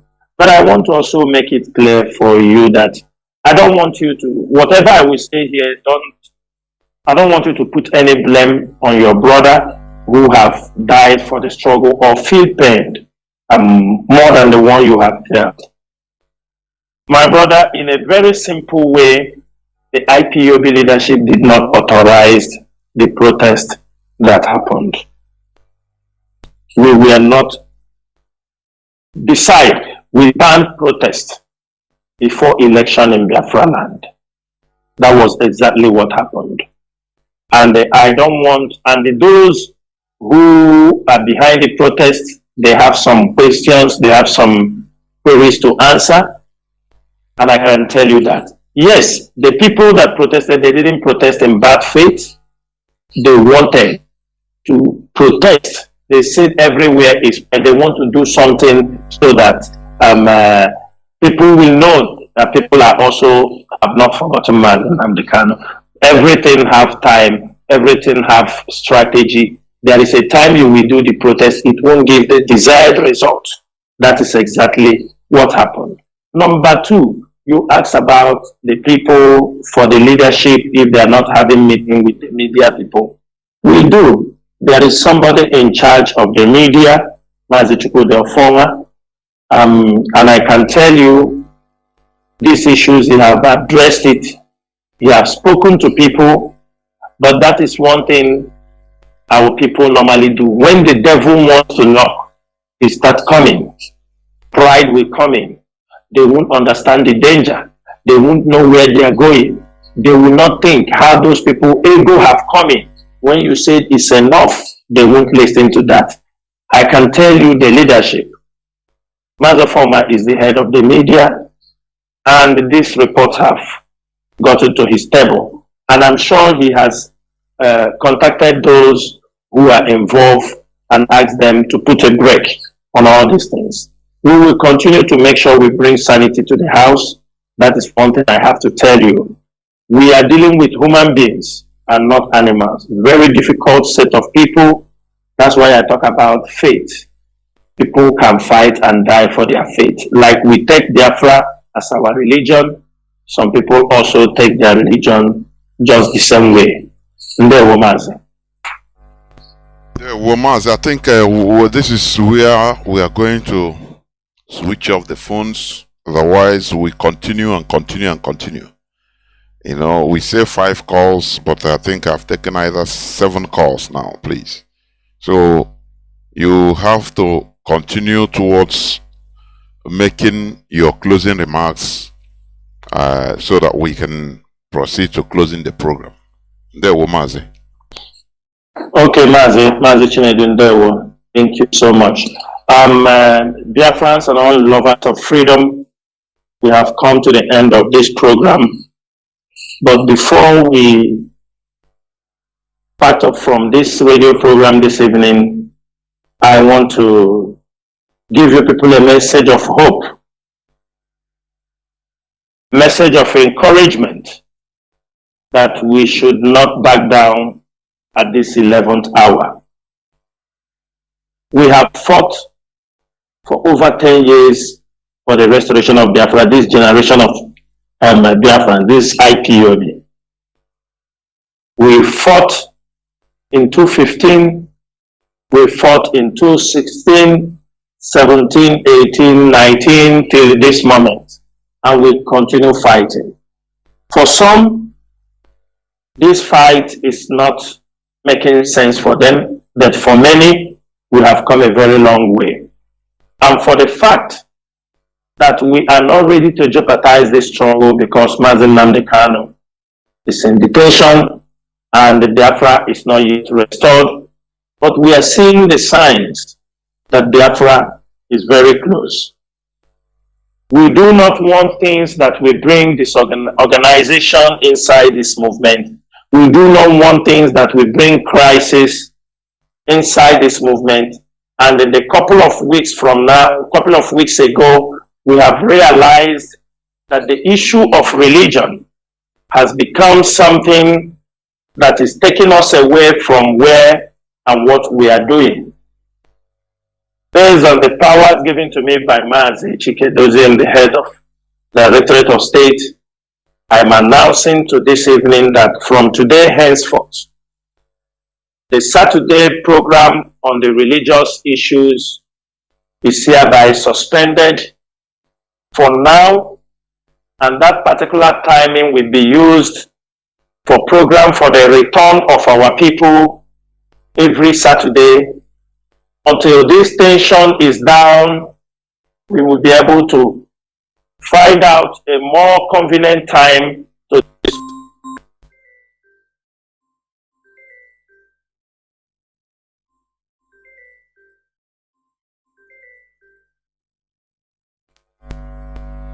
be used for mainly on the message, the gospel, to make sure that our people are returning home.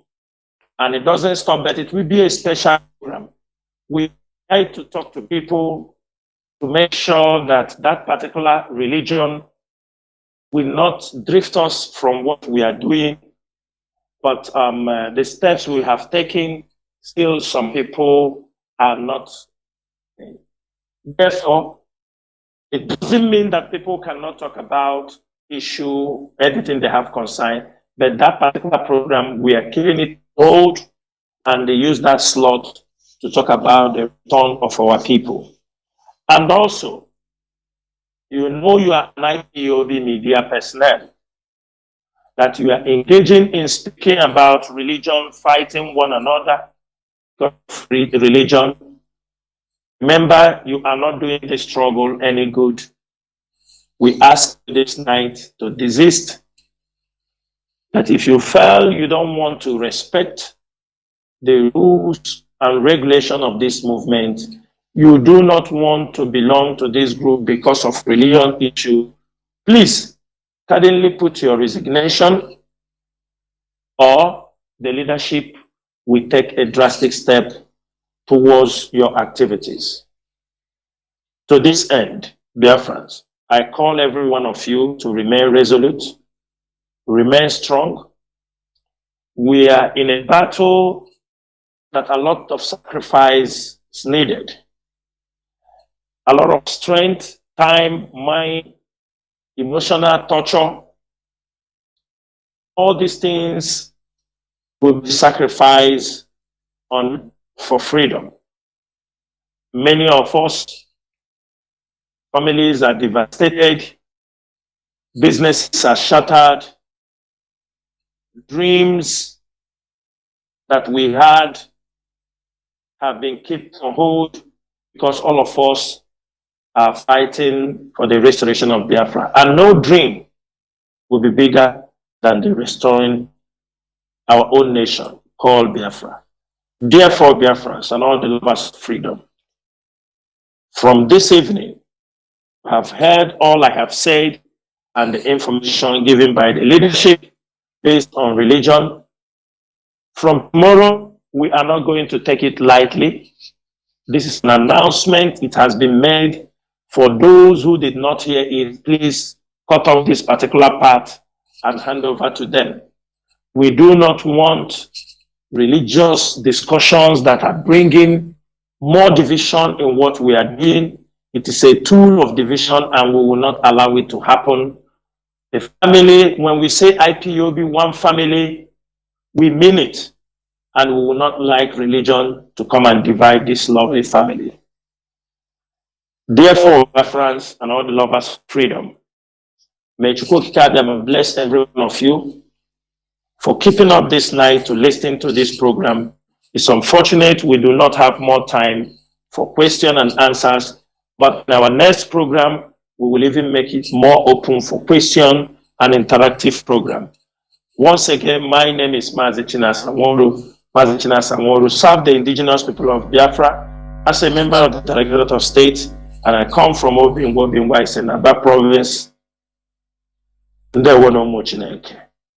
Ndewo Mazi.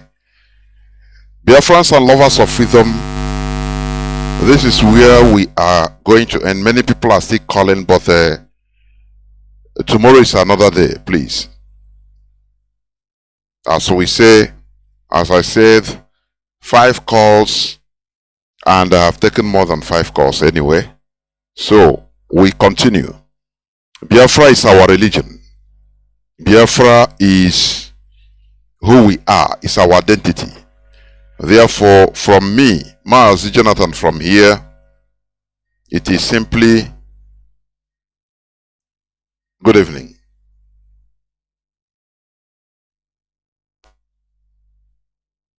Yeah.